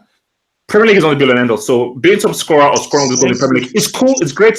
As we've seen from Aguero, who has been doing great stuff in Premier League, Champions League flop. Hence why he can't talk to the cannibal. So my thing with Kane is, has Kane ever done what Son did in these two games? Name me another game of this magnitude that he has delivered like this. In the World Cup, HH. Every game is bigger than this game. Oh, like Panama? any game in the World Cup, he showed up and he won the Golden Panama. Boot. Yes, he won. It doesn't matter. Doesn't matter. Those are games that you have to win. Red. Come on, let's be real. Most of those goals he scored was against a team who was I think it was their first time coming into it, and another team called to Tunisia. And in the knockouts game, he scored a penalty against Colombia. And when it became time to really be clutch in a semi-final, he failed to score it to Sterling and score. So let's just be real here. Like, because what annoys me is that Son, did you just see what Son just did against a team that people thought were one of the favorites to win the Champions League? Did you see the kinds of goals he scored? It wasn't a penalty. It wasn't a penalty. These were three real goals. Yeah, I respect that highly, but I want to see Son do this again and again because Kane can never win you guys over. Okay, Kane won the Premier League Golden Boot back to back. Let's not forget that. The Premier League Golden Boot. Okay, cool. No. The Premier League Golden Boot is more than scoring 3 clutch goals in a Champions League quarterfinal against one of the best teams in Europe. Okay. All right, cool. In England. Sorry, in England. Okay, cool. All right. Saswat, who thought was the best player? Son or Kane? Yeah. Nah, I think it's this might be controversial. Yeah, wait, Basel. I think it's Eriksen because this guy literally doesn't. Eriksen? Yeah, Eriksen. Yeah. Because even if Pochettino goes defensive, Eriksen is the one who actually solidifies this defense, and that's the whole brand. And he also plays them on the counter attack. When Pochettino tries to go attacking, then Eriksen is the one who plays literally the number 10 in that team. So Eriksen, I think he's the star man, and he keeps everything going. Son, second to him, I would say it's Son because Son has the mentality and the clutch. Harry Kane is third maybe, but Eriksen, in my opinion, is the star. I don't think, by the way, I don't think that Son can't be. I think Son will be. I just feel like, as it stands right now, it's disrespectful to Kane. No, Red, you don't have to defend yourself. Red, you don't No, Red, look, I totally agree. Again, it's your view, and again, you give compelling arguments. But for me, there's a difference between somebody who is consistent and plays a role in a team, and a guy where when things are hot, I look to you to take us to the promised land. When the pressure is highest and I need a guy to come clutch in the most difficult moments, I'm not looking to Harry Kane. See, Harry Kane will probably get me there. But the superstar, the true alpha male, the true big man is the guy where biggest moments, I want you. That is what Raul does. That's what a Maradona does. That's what a Didier Drogba does. Which is why those guys are the alpha males and the main guys. The clutch guys are the guys where when it's hottest, do you have the mentality? Kane doesn't have that mentality. Son, as we've seen, is built for this. So Oh yeah, no, he Wait, won me over in the World wait. Cup when he Right. cried. Like the fact that like Heung Min Sang, like he cried because usually you see teams that don't believe they win the World Cup, they lose, they just trade shirts and they leave. Like he was crying because he actually believed. He has. You are right. He does have that, that Oh, he was superstar crying. mentality. Who cares, Hitch, man? Yeah, no, Hitch, can I ask you a small Yeah. question? So, do you think the only way a player can be clutch is just by scoring goals? And by crying. no. I mean, for instance, like people would argue Cannavaro was clutch. People knew that no matter what, Cannavaro would always hold the line. Sergio Ramos in Real Madrid's run, Ramos had a lot of key clutch performances, especially in the second legs when he was pretty much having to do a lot of the defending because Varane was pretty much holding his lead. So it's not about scoring goals; it's about who is the main guy that really holds your team together in the toughest moments. I don't care about you scoring 5 goals against a Huddersfield or someone. It's about can you score a goal in a semi, in a quarter, in a Champions League when things are against you. What Son scored the winning goal against Man City in the first leg, and this guy against one of place scored 2 flipping goals at City's crib in a Champions League quarterfinal, knowing that City were pretty much building and looking to win this flipping competition. I don't know what more he has to prove. I don't know what more this has to prove. It's only two games. 2 games. I think that's pretty. Hitch, you 2 have games. Hitch, you have. He's been doing it the whole season. Bro. Look, wait, easy. Next up it now. You guys will enjoy this. Barca. So, Pep. So let's say this now. So last time Pep Guardiola won the Champions League, he had Lionel Messi. 3 seasons with Bayern Munich, they didn't reach a Champions League final. This is now 3 seasons with Man City, and they've not reached a Champions League semi-final. He took over a Jupp Heynckes team that won the treble, where everybody on that team was pretty much at their peak. Man City, this guy has spent ridiculous amounts. So my question is this: where really should we rate Pep Guardiola amongst the greatest managers, knowing that would he have won those trophies, that Champions League without Lionel Messi? Ali, where does Pep Guardiola rate as a manager? Oh, in my opinion, Pep Guardiola is top 5 in history. Okay, as a manager, for me, greatest manager of all time, Sir Alex, and he's only won 2 Champions Leagues. He's won it already. So the problem is he has to win it again. But the problem is he's spent over $1 billion. He had the best team in the world at Bayern. All he had to do was play the same football. He probably would have won it again, repeated it. He had he bought fullbacks for 50 million. United are tried to buy players for 50 million. And forgot about fullbacks.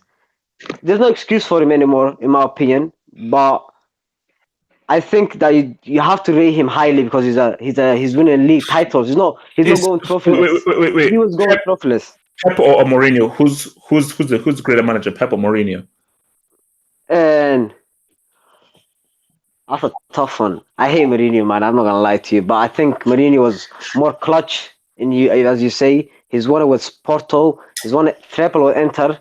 But I'm gonna have to go for Guardiola, just cause he's got that beautiful football, man. He wins always. Yeah.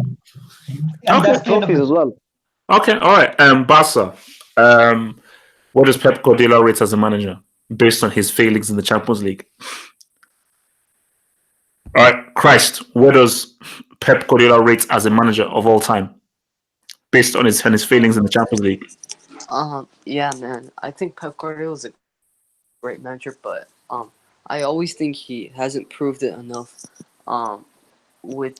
Especially considering how much money he spends. He spends way too much money compared to other managers, and he's given a lot of money. So I don't think he's the greatest manager ever, man. It's hard for me to say it, especially after this. Really, man, 700 million, man, 700 million. So Pep or Mourinho? Who's the greatest manager, Pep or Mourinho? Oh, that's an easy question, man. It's Mourinho, man. I'm a Juve fan. I hate Mourinho because he was Inter manager. But what he's done with Porto, what he's done with Inter Milan, his record-breaking season with Real Madrid, breaking the record for most points against Pep's Barca, I might add. So he's done it in more leagues. He's done it in more teams. So I think it's Mourinho, man. If you don't say Mourinho, you're Okay. just a hater. All right. I'm sorry. And guess who just joined the party? FG. Is your mic working, bro? FG. Okay, so his mic is on there. Forward. Pep. What is your rank? Yeah, he's definitely at the top table that you not quite often talk about. Again, his pitfalls are very well documented. I think everybody in the Hangout's going to talk about them in detail. But I just want to remind everybody of what he's been able to do in terms of league football. Again, obviously how he dominated Spain for many years with Barcelona. He dominated Germany. Yes, okay. Given they're going to dominate with Bayern Munich and with Man City. No. Stop. Are you going to really give him credit for dominating Germany? Really? Yeah. Oh no, I was just gonna say I'm not giving him massive credit for it, but I mean he's done it. Like you can't say that, you can't take it away from him. Yes, I bloody well can. Because Ankers had already done it before. No. Sorry. No, but it's sorry. still on his resume. That is a loser's will. No, that is loser's credit. No. If you come to Bayern, you expect it to work out. Based on the team that he had, come on, give me a break, bro. Give me a break. Again, it's on the resume. Is it as good as, let's say, winning three? If he was to win it back to back with Man City, no, it's not. Of course, it's not as amazing an achievement, of course, but it's still on his resume. It's still something that he accomplished. Is it a major accomplishment? No, it's not. But now with Man City, how he's dominated in the league. Okay, we're going to talk about Europe in a second, but how he's dominated in the league. If he was to win it again back to back, that would be amazing. Especially the records that he broke in his first season. Oh, sorry, his first title winning season. And if he was to win it this season, especially from being 8 points behind this Liverpool team, if he's to win the league this season, he deserves massive credit for that. Now, when it comes to Europe, without Barcelona and obviously that Messi, then that's when it becomes a bit murky, obviously, with what he's done. Obviously, he should have done better with that Bayern Munich team, 100%. I thought, if you think about it, even the way he exited those 3 semi-finals with Bayern Munich, I think they got embarrassed in pretty much all of them by Spanish teams as well. So, yeah, he definitely deserves a lot of discredit for that. And obviously, Man City, again, not making a semi-final with this team, that's also a major marker on his CV, no doubt about it. But overall, yeah, he's still a top manager. People can't take it away from just because of what he's done recently in the Champions League. I think overall he's still a top manager. And yes, you're going to ask me, he's better between him and Mourinho. You know what? Just because of the teams that they've managed, you have to go with Mourinho, because Mourinho's had a lot worse downfalls. But at the same time, Pep's not managed these kind of teams. He's managed always the best team in each of those countries. So yeah, I'm going to go with Mourinho. Yes. I'm going to go Mourinho. All right. Yeah. Yeah, man. I mean, this year he really should have won it, but if we're going by right now, I'll put Pep in the top 10 managers of all time. The top 5 would be what's his name? Ferguson, Rinus Michels, Saki, Ancelotti, and Hankins.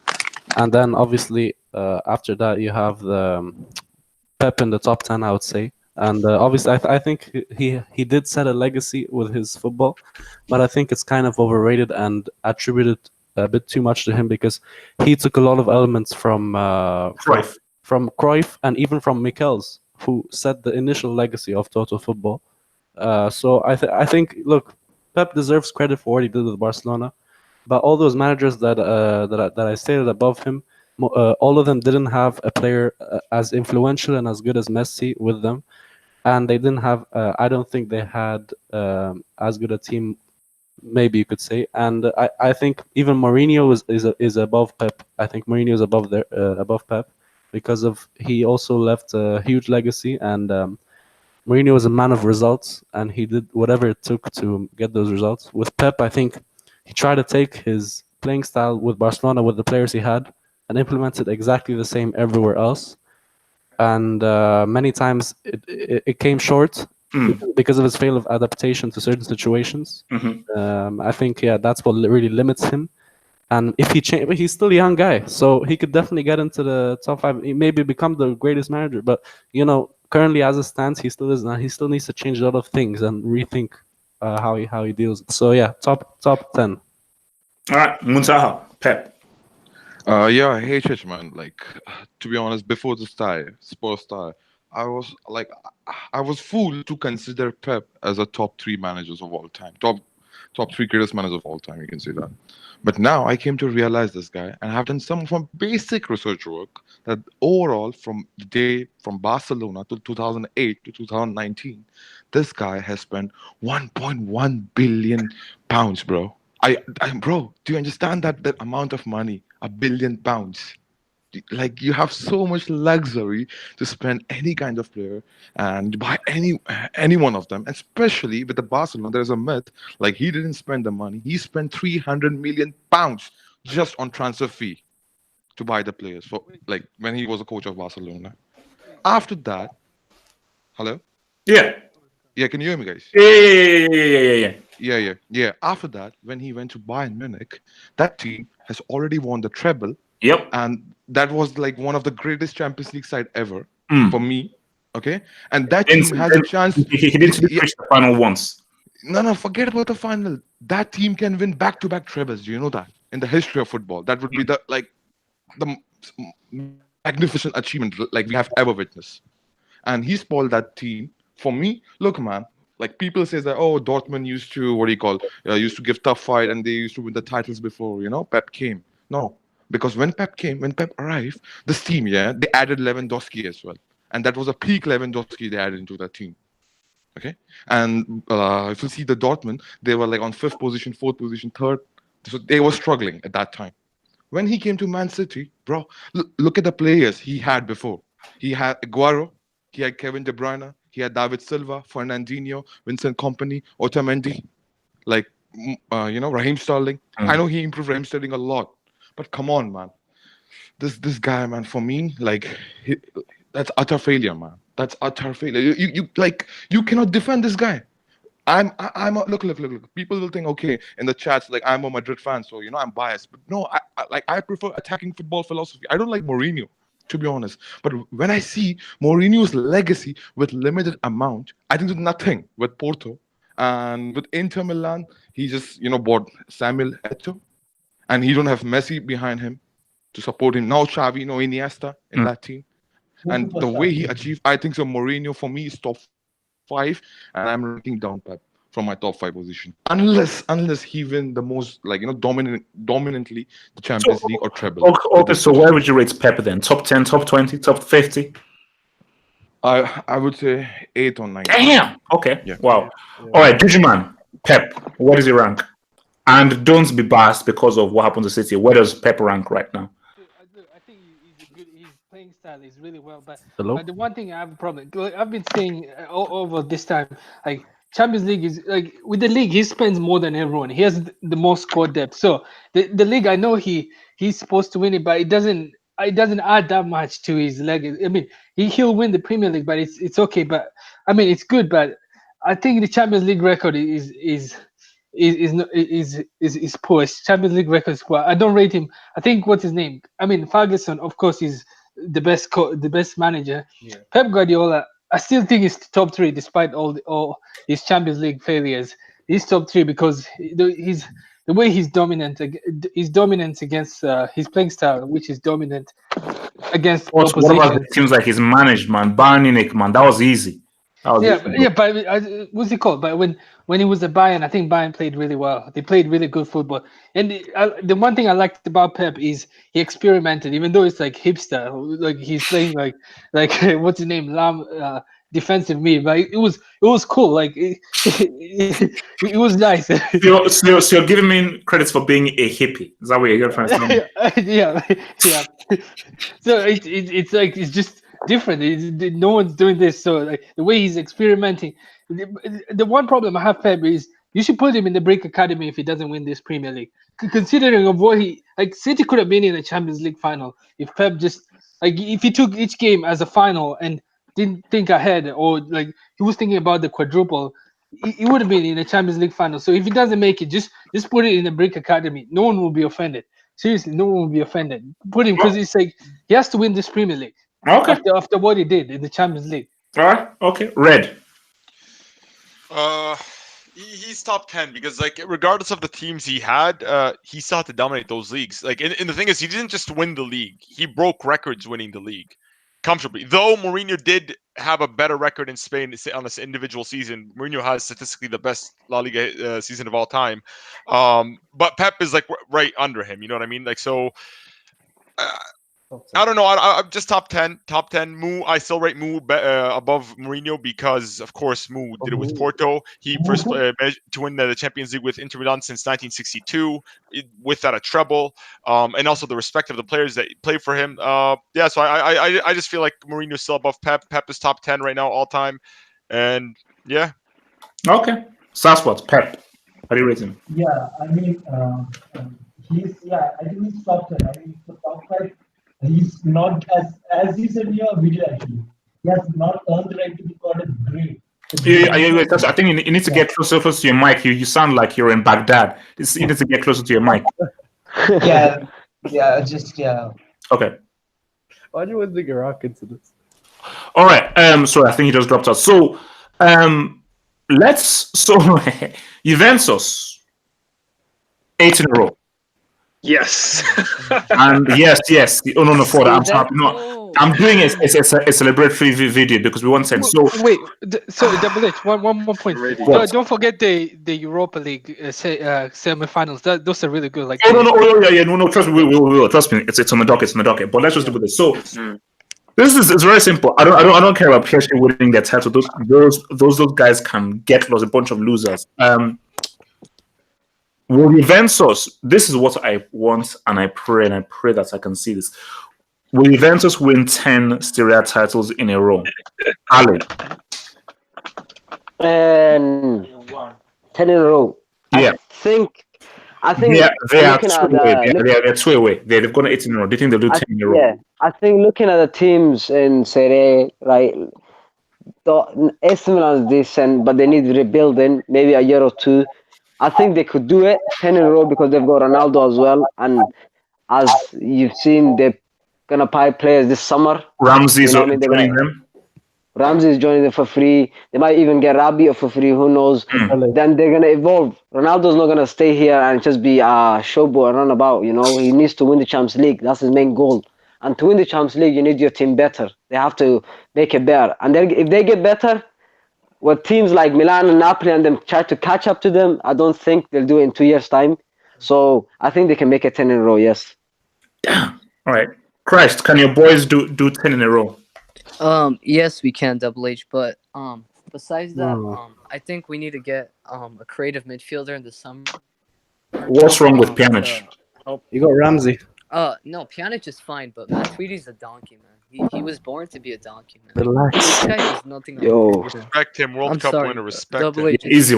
He's a World Cup winner, bro. So. Is this yeah. No. Okay. So why do you believe that they can do 10 in a row? I just believe that. So you don't think Roma and Inter and AC Milan can strengthen next season or the season after? I think they can, but I feel like we're gonna straighten as well. I mean, look at Double H. Let's be honest, man.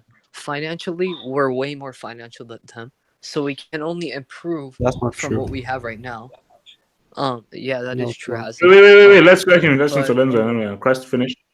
I just feel like we have the money to improve our squad when we need to, it's going to be a good feeling, Let Milan fans suffer year after year. It's good, but we just need to add. Yeah, keep on building Champions League. Okay. Ford, will we see 10 in a row? The big one, the big 10, the perfect 10. It's going to happen. Before I speak, and Hazem promised not to interrupt me. Hazem, please don't interrupt him. Don't take the bait. Thank you.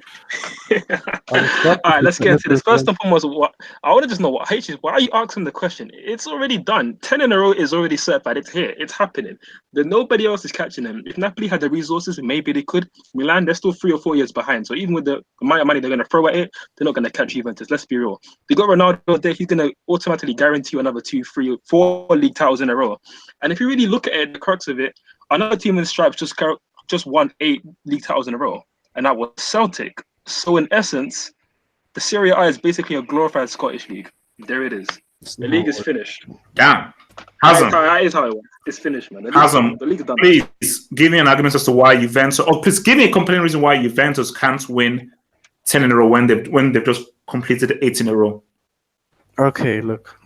First, I think Juventus are gonna win next season. I think they're gonna win 9 in a row. But I don't think they're going to win 10 in a row. And the reason I'm saying this is, first of all, the Milan clubs, now that Inter have already been in Champions League 1 year, and now Inter are off FFP regulations, so they have the money, the ability to spend, and they have the pulling power as well. So I think in 2 years' time, Inter will be unfortunately at a position to challenge for the title. And I think once that happens, it'll be really dangerous. As for Milan, if we make the Champions League this season, and we build on next season, then I think in 2 years' time we can also challenge for the title. And I think once the Milan clubs are challenging Juventus, I think Juventus they're gonna pussy out, and they're not gonna able to deal. They're not gonna be able to deal with the pressure because the Milan clubs are The not the Milan clubs are not Napoli. I'm sorry, Napoli are just pure ballers. Okay, they completely balled it last year. I mean, Juventus literally had Napoli had it secured last year, and they managed to bottle it somehow. So if you have teams that actually aren't gonna bottle it, fighting for it, and not one but two teams, I think Juventus are going to crumble under pressure, especially if Allegri is still there. And yeah, man, I think Juventus, they're going to keep on bottling Champions Leagues, of course, and I think they're going to win the league next Oh season. my But god. the season after, I think things are going to get interesting. And yeah, that's it. Okay. All right. So 9 in a row, but not 10. Yeah. Juju man. It's still embarrassing. With Juventus, I'm not sure about this club because they after that Ajax game the squad. I don't know if it has to do with the league or the age of the players is also long term.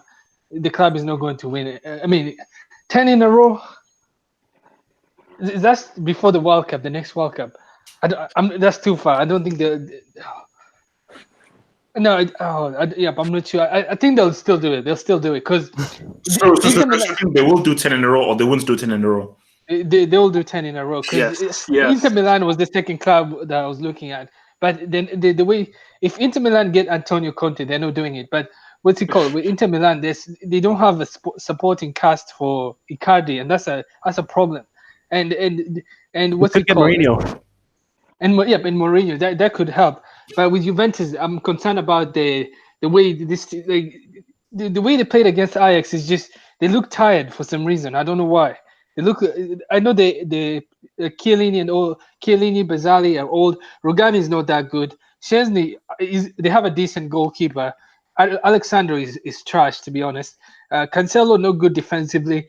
What's his name? Emery Khan is not a footballer. Let's be honest, he's a workhorse. He's just a runner.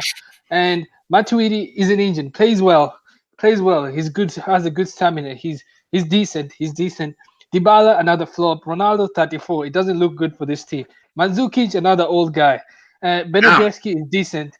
And what's his called? Which other players do they have? Like Costa injury, so you don't know if Costa will even be available. Quadrado might be there. He's a decent player. So this team doesn't look. The future doesn't look good for Juventus. The only concern is, I mean, if another team emerges, then I don't see how they win because this team, Champions League, they should forget about it because I don't know where they're going. Well, okay. All right, Muntaha. 10 will 10 in a row happen? 100%, Matrix, 100%. 100? Yes. Yes. I'll tell you. I'll tell you why. Look. First of all, I'm not any league fan. Yeah, I'm not a Premier League, La Liga, or Serie A fan. So I think I might be the most objective here. Let's go ahead. First of all, this team, they have obsession. They have obsession with Champions League. And apart from having obsession with Champions League, they have obsession with your Uncle Moose, yeah? Treble. Yeah. And that obsession can be like, for me, this is what I see. Even if they win treble, supposedly, hypothetically, okay? That's not going to be better achievement than Uncle Moose treble. Like, even if they win the treble as well, like next season. So for them to make it look much more better, they have to win 10 times in a row as well. And to win the 10 times in a row and in treble, that makes sense. That makes more bigger achievement. And look, man, I'm not denying that the future is bright. No. But Monzo, do you know what you're saying? So you really believe that a club is going to win 10 league titles in a row? Do you know how messed up that is? Yes. Because La Decima is going to happen for Cristiano Ronaldo. La Decima is happening. I'm telling you. And this is La Decima 10th. Look, man, what I'm saying is that AC Milan. They are good side. They have great players as well, like Paqueta, Piontek, but they need time. Come on, man. Like within a one season, uh, how much you can improve? Innocent, even if you're investing, at least a season or two, because they are going to contribute in Champions League as well. Same with Inter Milan. Okay, Napoli, we know they're a bunch of bottlers. Okay, so at least it will take 2 years to properly challenge to Juventus. By the time Juventus are clinching the title. Okay. Red.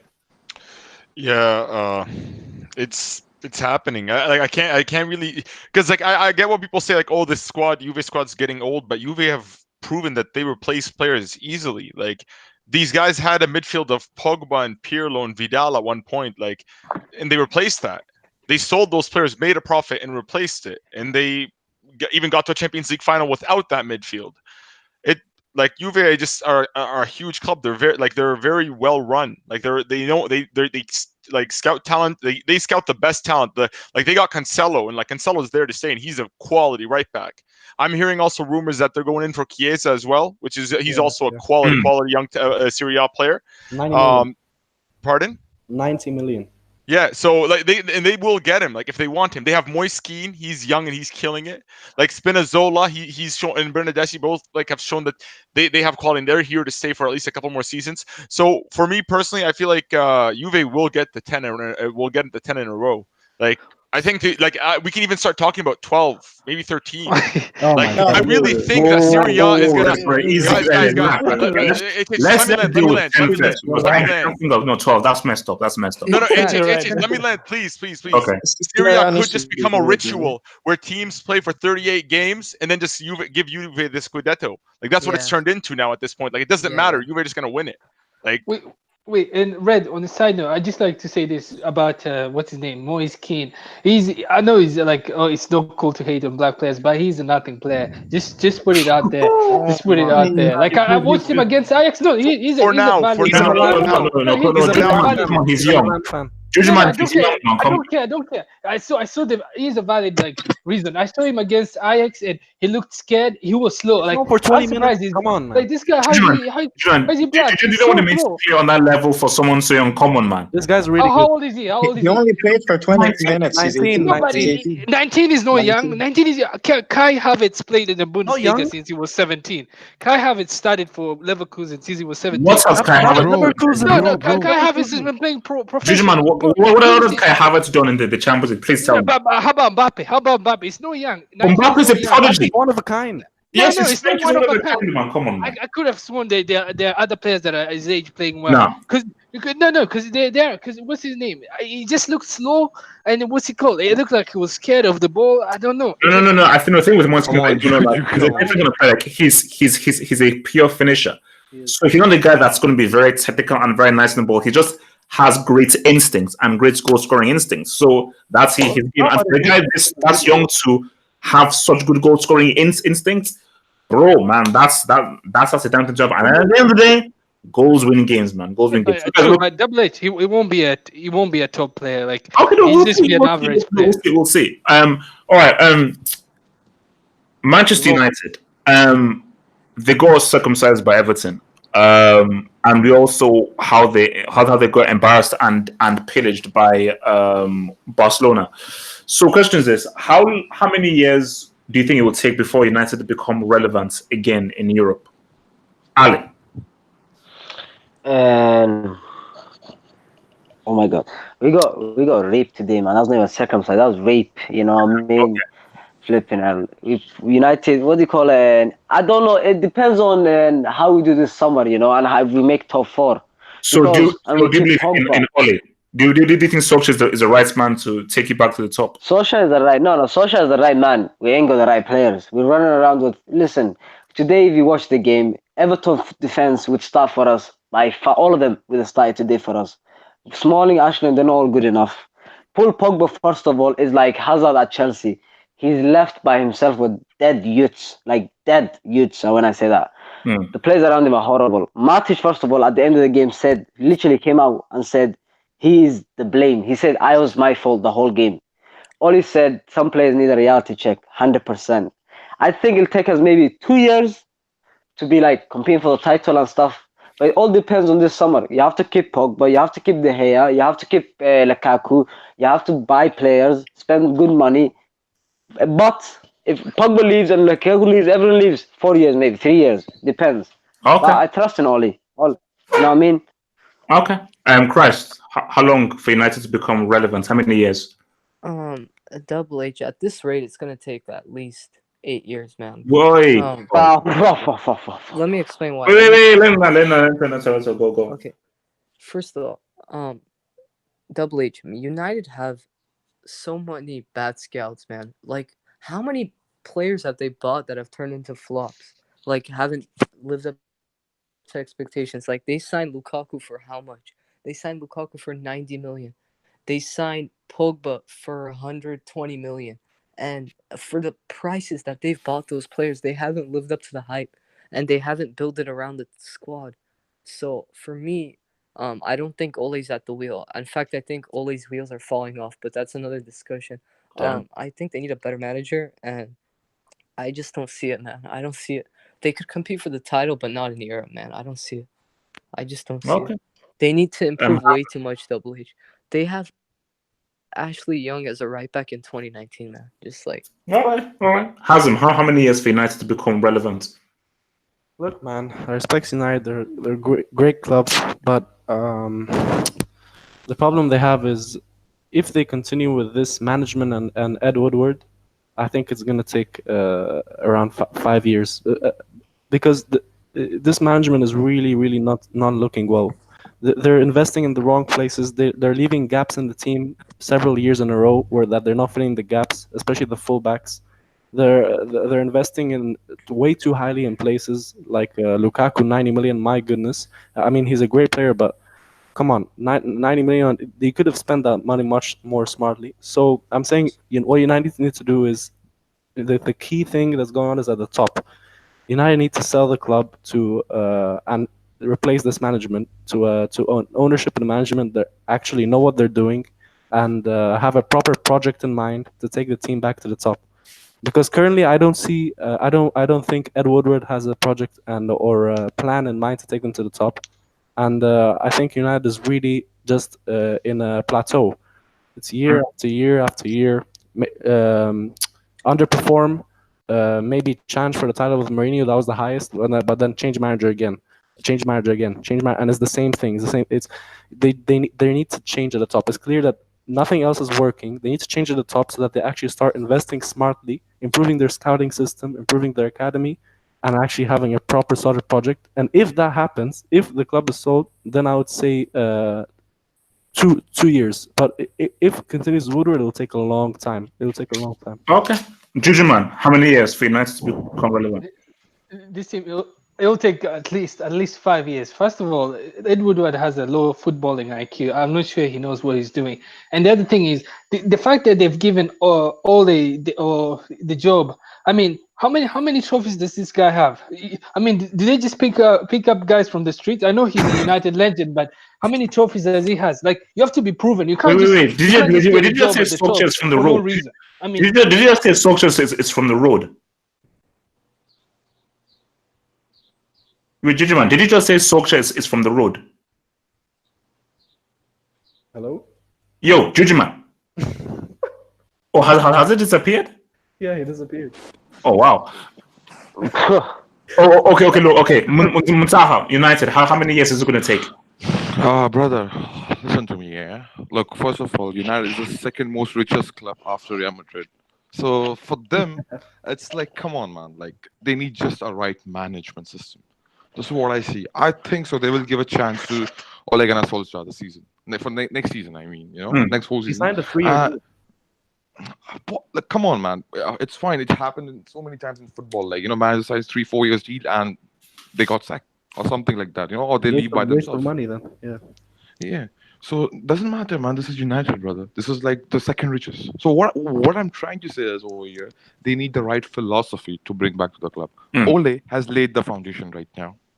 Okay, it will take time. I know that Ole is not like the caliber of manager what Sir Alex used to be, but he at least tried.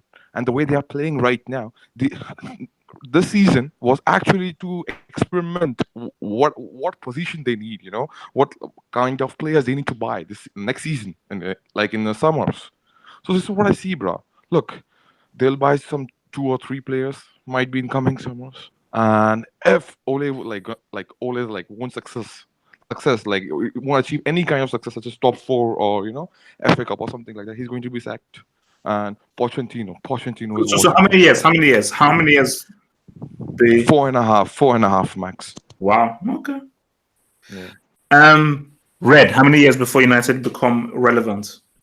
No, it's gonna take a while. I agree with everything Hazem said. I just feel the club is so poorly run. Like they are the opposite of what Juve are. Like when I was praising Juve for how they run their club and they scout talent, United are horrible at that. Like I didn't even realize what. Like I didn't get why they went in for Fred like at all, and then they buy Lukaku, but they don't play him at all. Or like Martial's lost. I forget that he even exists sometimes. Like they buy these players for no reason. So yeah, it's gonna take United a while, like a long time. Like I'd say like probably even a decade before they go back to what they were before.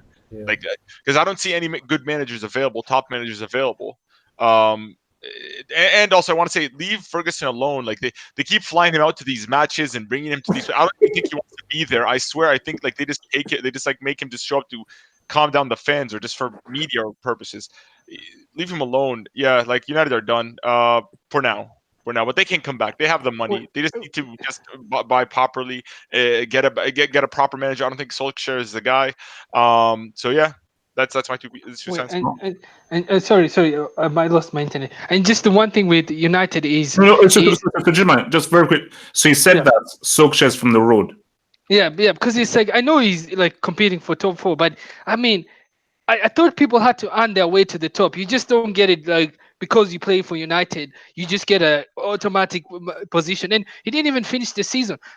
After a few good performance, mostly against the bottom side teams, everyone's like, "Oh, give him." It's like the media is the one that's making decision. Oh, he must get the job now. Like, okay, he didn't like. He hasn't finished an entire season. You're just giving him a job. He was an interim manager. No, Bob. The issue is this: is that team has issues and problems. So even if you bring in an Ancelotti, a Pochettino, what if you still have the same issues? Because Louis van Gaal ain't a crap manager. Mourinho ain't a crap manager, and they couldn't get the best out of the team. So maybe it's not a case of like, try and hire the best manager. It's a case of try and buy better players, which these guys also don't have the best players. Oh yeah, but the problem is Mourinho pointed out that these players are no good, and everyone was turning back at Mourinho and insulting Mourinho. It's like, oh, this guy doesn't know he did this again with Chelsea and with Man United, and you see the result. He complained, and people were like, oh, this guy is wrong. I'm wondering why are they now listening to Ole? I mean, we've all known this team is no good, and I don't know why they listen because. So, like Smalling has been horrible. Don't get me. He played well against Barcelona at the fast leg, but he's been playing awful the last few years. And I mean, Luke Shaw, he's been in and out. So even if they just need to start with first I mean the players. Like who are they even going to get now? Like, can I say something? It just take 5 years at least. I don't know. This team is just in a. Can I say something? Yeah, go for it. I think. Now people should start to realize that that Mourinho should be given some credit for finishing second in that season because 1000% and winning the Europa League as well. I think it was clear that the problem wasn't with him. He actually got the best of that horrible situation that he was in. It was spending in the wrong places, wrong tactic, filling the wrong spots, and I think he did well to finish second. Yeah, and one point. I don't know how Mourinho won 3 trophies with this team. I don't know how he did it. He won 3 trophies with United. Amazing. Ali. Okay, Ali. Then Ali, your response to that. All I'm saying is, right, Mourinho spent money. So in a way, okay, he won Europa League, he came second, but he spent money. He did not do it like you know what I mean? He did okay. He spent 90 million on Pogba. He spent 75 million on Lukaku. The only problem I had with Mourinho, right, it wasn't even about football.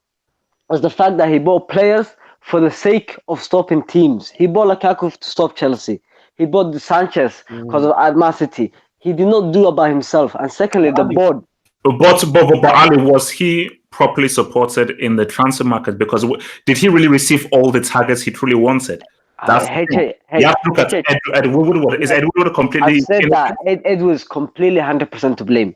He is useless. Yeah. He sits there, gets money. But listen, have you realized why he's there? Marketing. United made more money in the last 4 or 5 years than they made in the last 10 years before that. He's making money for the club. That's all they care about, the owners. The owners need to go, the flipping, he needs to go as well. Director and new board needs all of it. Yeah. Okay. Europa League. Well, we have two Titanic ties. So, first tie, Arsenal up against Valencia. I saw Arsenal lost to Crystal Palace today. Valencia, for me, I believe, are the favorites. So, in your view, Arsenal, Valencia, how are you feeling that side? Who do you think takes it? Ali? Listen, Arsenal lost today because they didn't play the team, their starting lineup, first of all, right? And Arsenal are not clutch. I don't think Emery is a good manager, but he's like United, he doesn't get supported. He has no money to spend. I think they gave him 40 million to spend. Valencia has been not great this season, yes. If we've been honest, in the league, they're not highly where they're supposed to be. But they're defensively been solid. So it's going to be a close game, but I think Arsenal should win it to move on to the future. Wait, so you think Arsenal can beat Valencia? Yes, they can. Arsenal can beat Valencia. They've got players to do it. They've got Aubameyang, Lacazette. They've got the only realize that Arsenal lost to Crystal Palace. You do realize that? You do? Yes, but did you see who was playing? Elneny and stuff. Come on, man. Elneny should not be playing. It should have been Torreira to playing today. The team they played Jenkinson, Elneny, Gudanzi, with the Greek kid. They played horrible players because they were resting for Valencia game for some reason. I don't understand that either myself. Yeah. But I think, like, in a way, if you look at Valencia, you're saying Valencia this. Valencia have been defensively solid, but they played, United played them and they were horrible against us, right?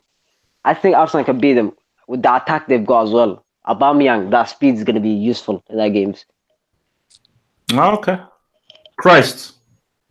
I think Valencia has a chance, but I'm gonna go Arsenal. Just because I think Unai Emery's experience in the Europa League will help them. And then for the Chelsea game, I think Chelsea. So I think it's gonna be Chelsea and Arsenal in the final match. Wow. Hazem. Yeah. Yeah, man, it has to be. I mean, Arsenal are winning this Europa League. Now Emery passed the hardest hurdle, which was Napoli, and Napoli played horrible, but still Arsenal showed that they're really capable to put on another gear when they need to. And I think Valencia, it's going to be a really tough match. Especially second leg is in Valencia Stadium. What's it called? I think it's going to be really tough at the Mestalla because that's a really tough ground to go to, and in the second leg. But I still think Arsenal managed to edge it. Valencia have been doing up and down this season, so they could pull up a surprise. But I just don't think they'll be able to beat Emery, who this is his competition. Now that he passed the hurdle of Napoli, I think he's gonna just go all the way. So I think Arsenal is winning on four. It's going to be really close, though. Really close. So you guys are disrespecting Valencia, but okay, we will see. Really close. I'm saying really close, man. Okay, Gigi man. I'll say the same thing as everyone else. Arsenal should beat Valencia, even though Valencia destroyed Villarreal. Arsenal are just. I'm surprised how comfortably they won against Napoli. This was a tough game, but they won 3-0 on aggregate. So I think, and I saw Lacazette's amazing free kick. So yeah. I give the benefit of the doubt to I think Arsenal will go through. I think Arsenal will go through. Okay. It should be close. I don't think it will be close. I mean, it'll be Arsenal should go through, but I don't think it will be close. They might win one. I mean, yeah, but I don't think it'll be close. Okay, cool. All right, Muntaha. Yeah, man. First of all, most of the people they are sleeping on Valencia because today they defeated Real Betis. They have defeated Real Betis oh my god, especially away. Yeah. And oh my goodness, this team is so good, man. Valencia, especially with Daniel Vaz. Oh my God, and Parejo, Danny Parejo. Oh my goodness, these guys are too good, man. I'm Rodrigo. telling you. Very solid, man. Yeah, These guys. I yeah, don't remember yeah. last And season. Dennis Remember, Cheryshev, Dennis Atletico Cheryshev. dropped from the Champions League. Who won the Europa? Yeah. Atletico. The team that always drops from the Champions League, they must always be watched out for if they go fast. So But Valen- Yeah, and look, man. What I'm trying to say is, like, first of all, like Valencia's.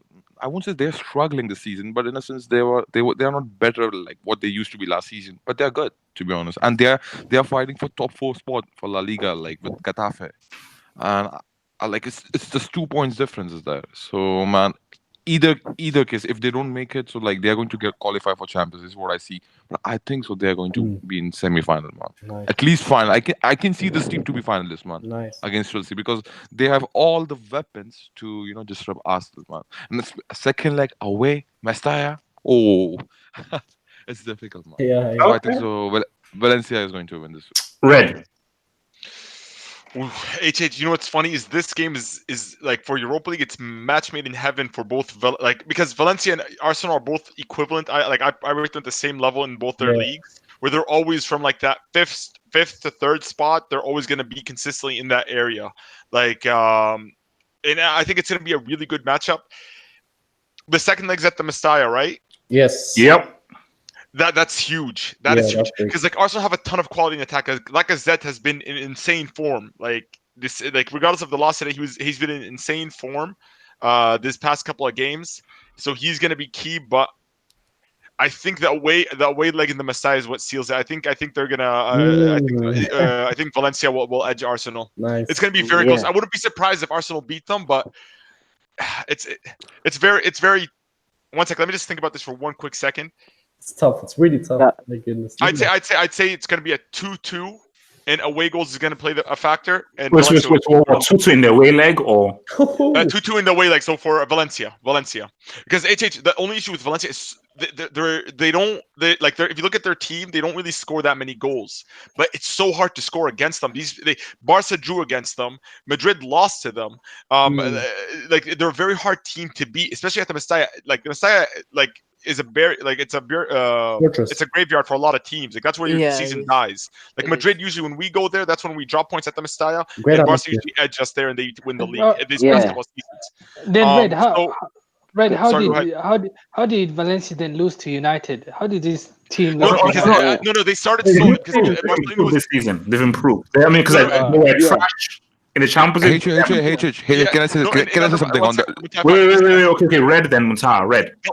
Juju Marcelino just recently was appointed as this is his first season with Valencia, so they were adapting to a new system. And you could see in their past, I believe, 20 games, they only lost once.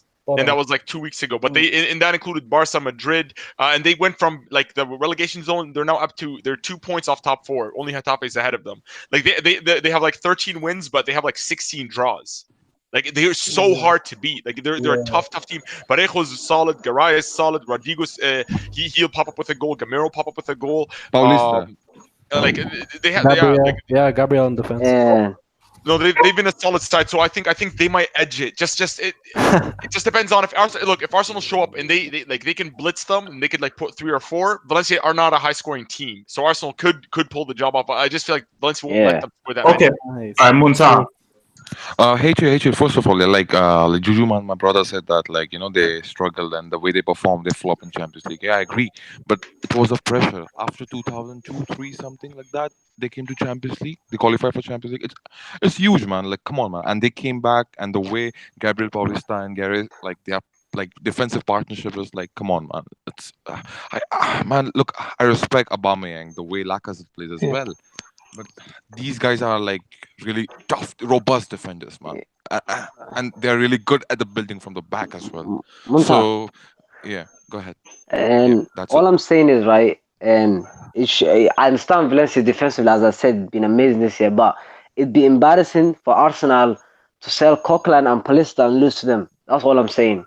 They sold them and told them you are not good enough, and then they get beat by them. Bro, Come on, man. they have one of the World Cup heroes, Dennis Cheryshev. Yeah, But I'm no. Cherry Plus, Chapman is dangerous. Yeah. you know what shocked me? The fact that Arsenal just walked over Napoli. Like, if it yeah. was an easy game for them, I was No, like, no, no, no, no, no, bro, no. Napoli were No, horrible. for Napoli are me, look, clowns. Napoli are look, clowns. They're yeah, clowns. 3-0. For me, for me, they're a bunch of bottlers, man. Come on, you Yeah, cannot compare Napoli with Valencia. No, no, no, no. Valencia is so It's a good, totally man. different game. Okay, but look, Zad, will Zad deliver Frankfurt, or is this where the dream ends? Ali, what can Bruh, Zad do against Frankfurt? that's not even a question. I'm not even gonna lie to you. I think Frankfurt are fourth in Bundesliga. They're like 10 points behind third or something, right? And they're a good team. I don't even think they should have came through ahead of Benfica, right? But it's a good team, right? It's a good close game. Hazard is gonna annihilate them. I don't even think Hazard is gonna even need to do anything. Pedro is gonna annihilate them. That's all I'm saying. Should be an easy win for Chelsea. I don't mean to be rude. Anything can happen, but like it should be easy win for Chelsea. They've got the better players. They've got everything. Just watch out for Jovic because Rudiger and David Luiz are donkeys. Okay, just watch out for Jovic, and it should be a comfortable win for Chelsea. All right, Christ. I think this is going to be a close game. I think Chelsea should watch out for Frankfurt's like high pressure and counterattacks because their defense isn't the best. But I think Chelsea having Hazard will be enough to get them through. But I wouldn't be surprised if Frankfurt win. But I think I'm gonna go All Chelsea. right, On this. Hazard. It's gonna have to be Chelsea, but Frankfurt they are doing really well this season, and Jovic has been unbelievable. He's gonna be definitely a constant threat.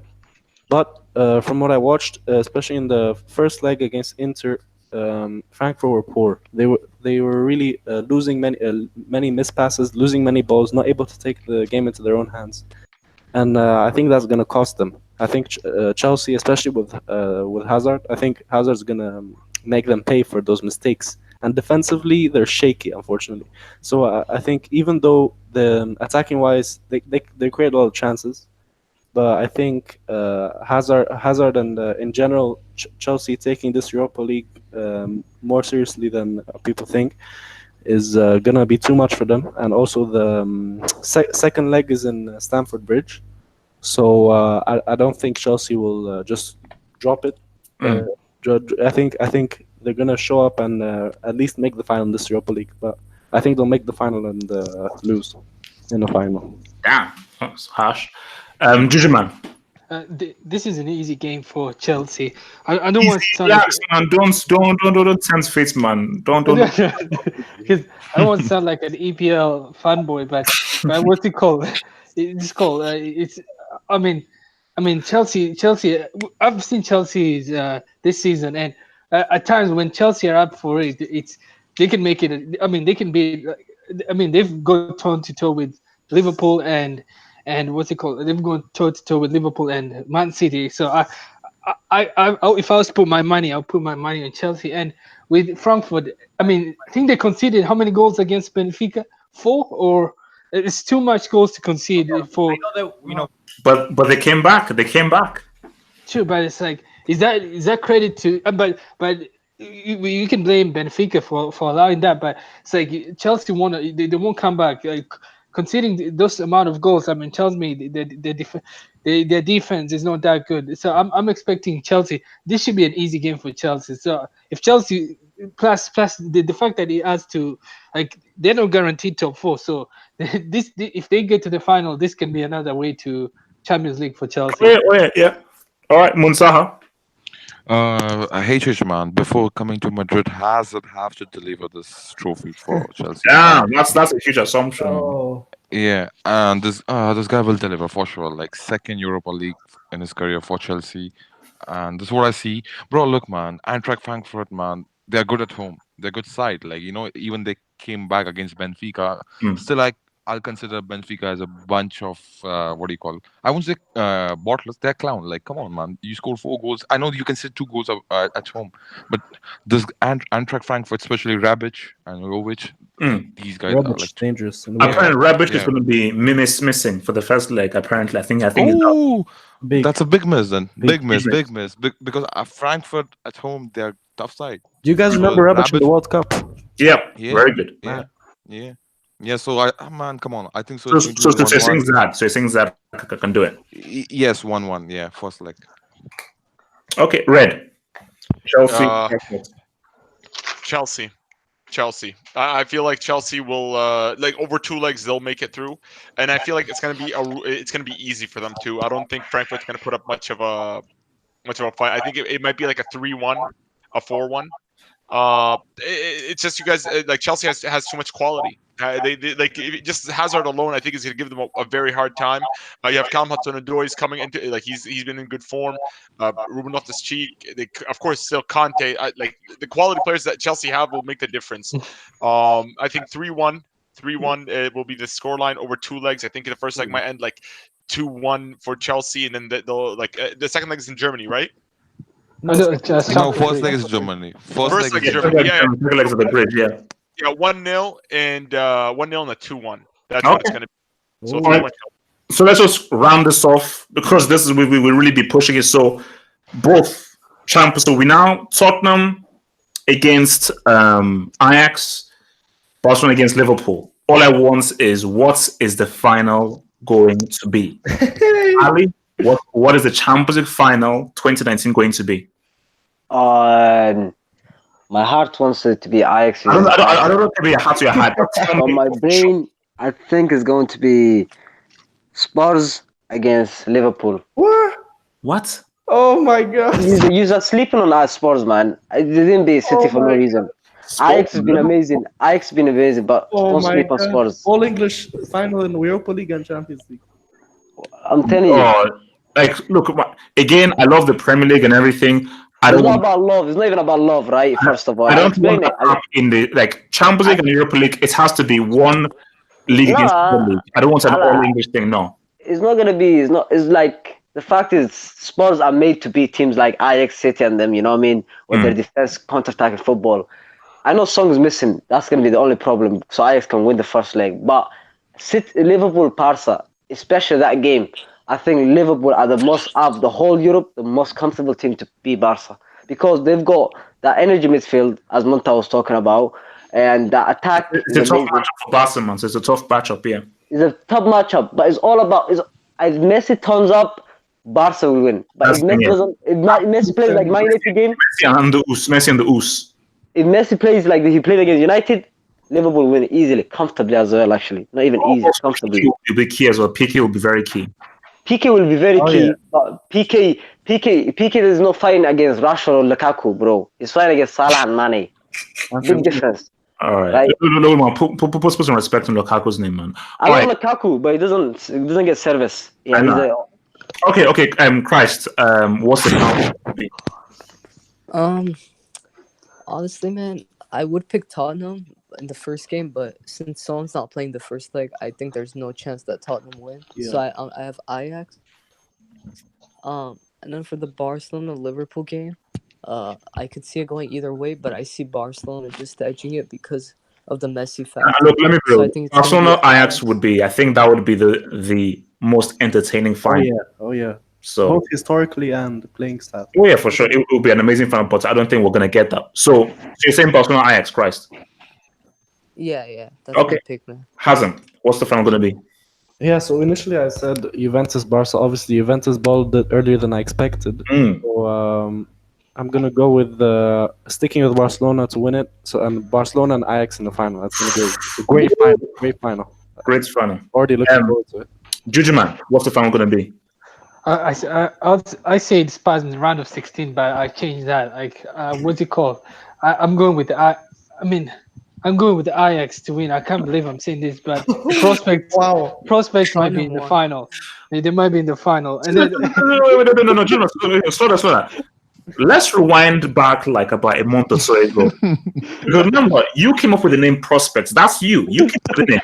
You said that they were trendy. You insulted them. You called them a bunch of fetus. You called them guys losers. How things have changed. So Ajax are playing to win the final, exactly. Who are they playing in the final? Oh man, I'm sure because what's it called? I think they should play Liverpool. The Barcelona. But the one problem. Wait. Let me just say that. If Barcelona are not losing a final, so If you're saying Ajax win, it has to be Liverpool that they play. Barcelona are not losing in final. So Oh yeah, but what's it called? The one thing with Barcelona is they've faced hard teams. It's not like they've been facing easy teams. So I'm like that Liverpool game. I don't think it'll be. I think that'll be the closest game ever. I think it might end controversially that game, where it's like a VAR or a split decision or an away goal, because both teams are faced like they've been through hard paths. So that will be the final. Yeah, that would be that's the game. I don't know. This might end really bad for someone. And the only reason I say Liverpool is I don't see I don't know if Liverpool cannot go trophyless this season. After all this work, I don't know how this club is going to recover. They better not go trophyless this season, bro. Right now, because it's like every Liverpool fan is betting on United on Wednesday. If that doesn't happen, two games, it looks like City will wrap up the league. And with the game against Barcelona, I mean, if Barcelona wins, then oh my, like they're not getting anything. They're not getting anything. Okay, so it's Ajax and Liverpool. Yeah, but I'm saying Ajax, Liverpool, and I'll just say switch to Liverpool are winning the Champions League. They just have to. All right, look, man. Zaha. What's the champion gonna be? Hey, look, I told you before as well, man. Legacy is online, bro. Legacy. It's like about like in his CV, there is no like without Xavi and Iniesta, there is no Champions League for that guy. That guy's like after watching us winning 3 times in a row, he's like boiling inside. He's boiling in his grave, bro. So man, this guy. No. And look, because remember, if Messi does this, that's a treble of trebles, which is frightening. Yeah, true. Wow. Which is frightening. Yeah, man. Yeah, that's what, like, to be honest, like, that's a kind of an what's the final going to be? Who is going to be in this bloody final? Please. Bro, it's going to be Barcelona versus Ajax for me. Yes. Yeah, man. Yes. Ajax, man. I cannot, man, come on, man. I cannot run from the reality, bro. Classic. Like, at the end of the day, this is reality. We are living in the real world. So you don't think you have no respect for Van Dijk, the best defender in the world? Look, man. Egyptian icon? Bro, look, Egyptian icon. Bro, look. I respect them. They're good. They're a great side, yeah? They're elite team, European elite team. But, bro, to score, like, this is what I see. Even if, like, they're scoring 1G is not enough. The second leg is at Anfield. They've never lost at Anfield. The second leg is at Anfield. Look, okay, hey, if I give you this kind of situation, yeah? 2-1, Barcelona's winning, and second leg 1-0 at Anfield. Can I say something? Look. I'll just tell you. People keep on forgetting that the way Valverde played. Yeah, look, man. Barcelona. Okay, in a sense, they weren't like the way they played against us at Real Madrid, at Bernabeu, even in Camp Nou. They were not a better side, but they were so pragmatic. They were like defending deep, bro, because of Valverde. Yeah. And this season, Can I say something? Yeah.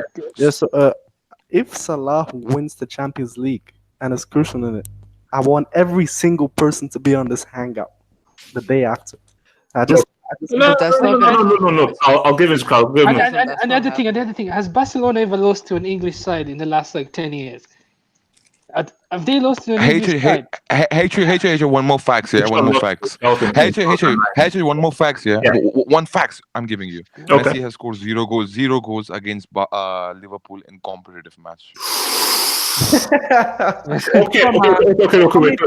Let's begin right. Because Red, what is the final that you see happening?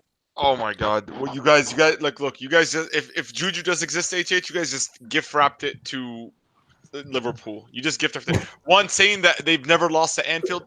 They've lost at Anfield now. Like we just jinxed it. They're gonna lose at Anfield. And Messi never scored against Liverpool. Oh my God, he's gonna score a hat trick right now.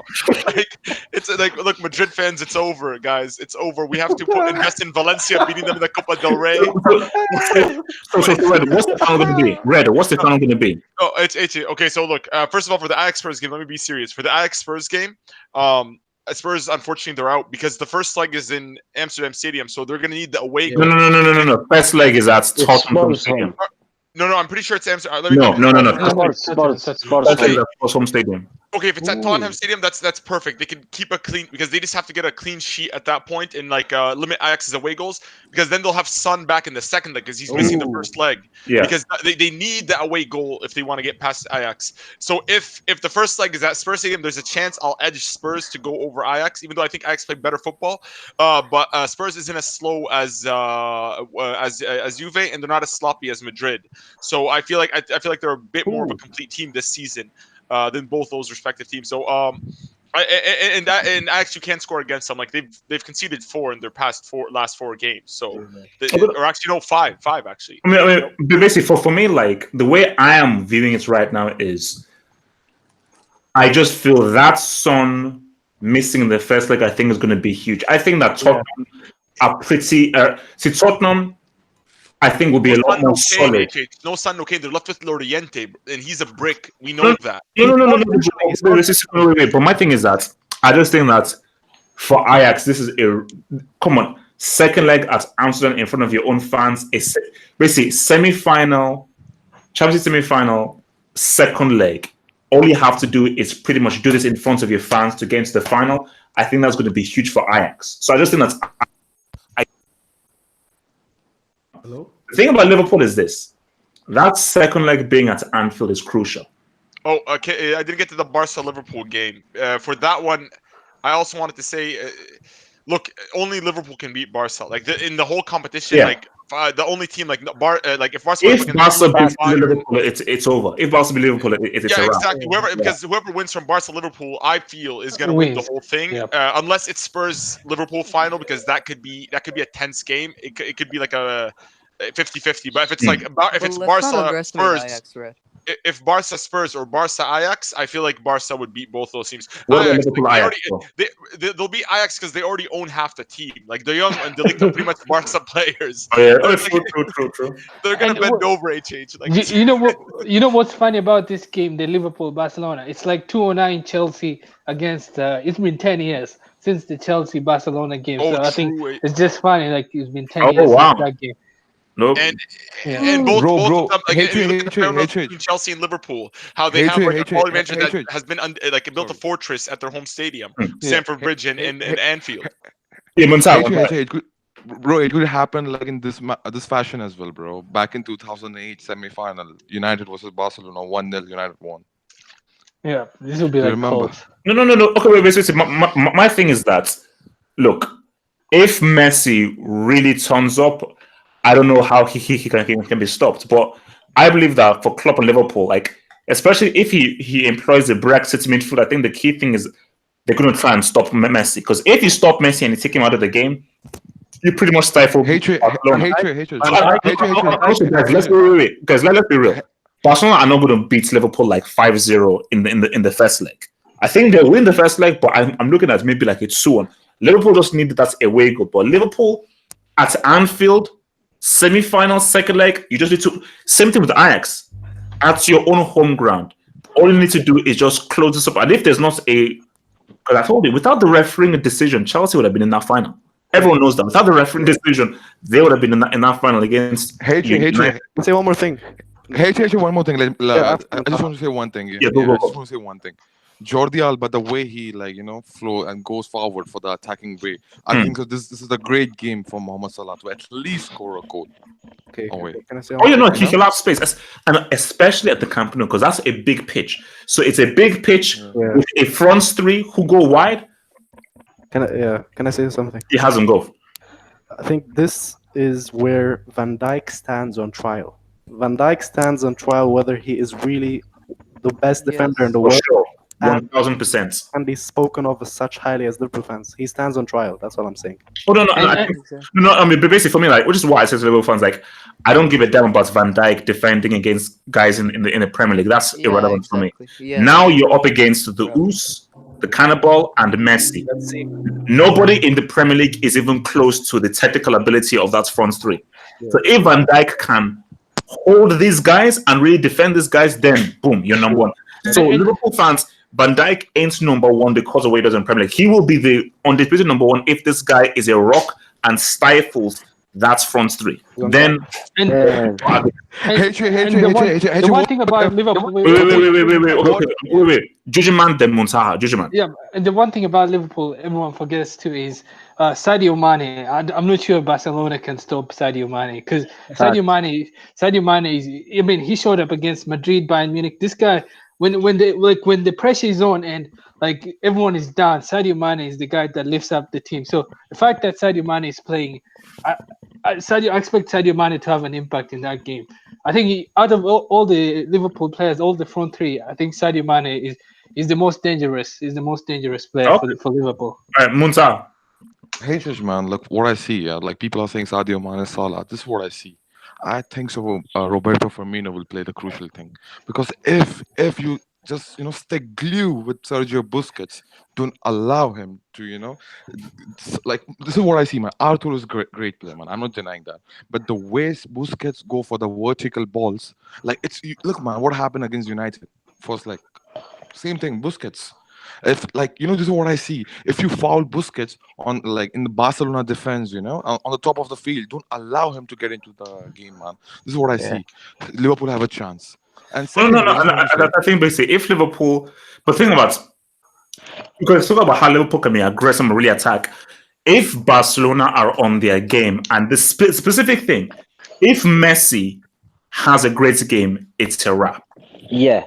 Like there is, then there's the only way that Liverpool, forget about what Liverpool's front three can do.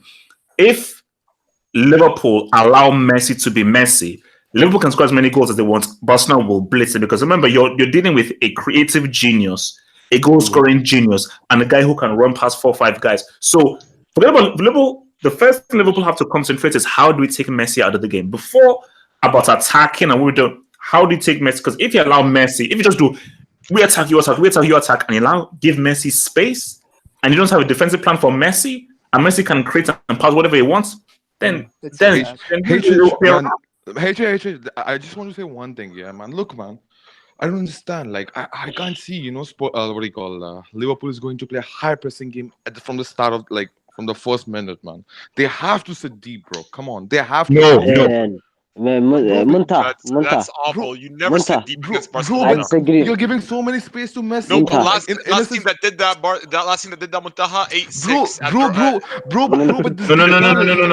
Muntaha, wait. Look, the thing about this is that it's also what this Liverpool team do so well, which is why I think it's going to be a very interesting matchup. Is that they're very well balanced, aggressive. They know how to attack and also know how to defend. So they don't get to attacking and they don't get to the defensive as well. So. And the one thing is, if Barcelona have to score fast, because if they score, if Liverpool score fast and Barca have to chase the game, that opens up. Okay, let me ask you guys then. Do you think Liverpool gets an away goal or 2 away goals, or do you think Barcelona don't quite at the new camp? That's the key. They're getting. I'm saying no. Barcelona's gonna keep the clean sheet, and that's gonna be key in Camp Nou. They have to. If the way goal Liverpool get, that's it.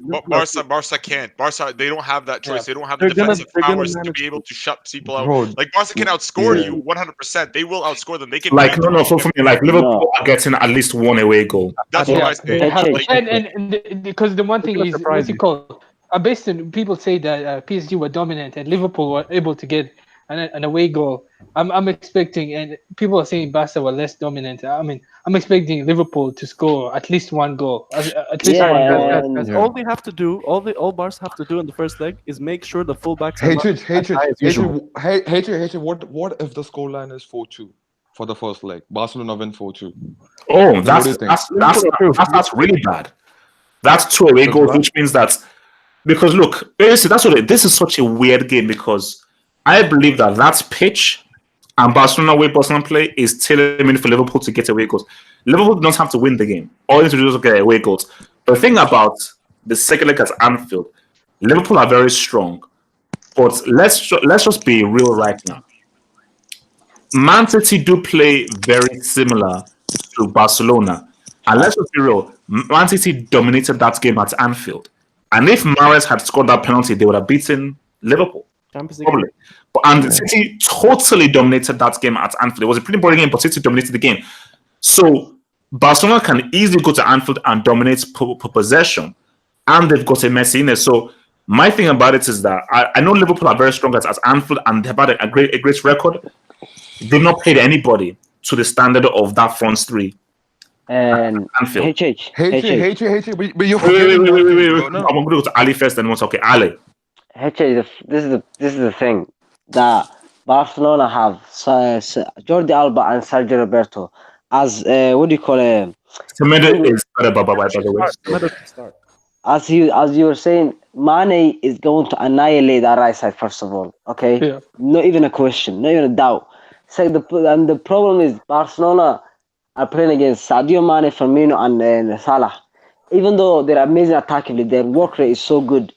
Firmino will not give PK a rest. He'll follow him everywhere. But then for Ali, my response to that is that is why, because we keep on talking about attackers, PK and Van Dijk are going to be very crucial. Yeah. PK, in the sense of his reading of the game, will have to be impeccable.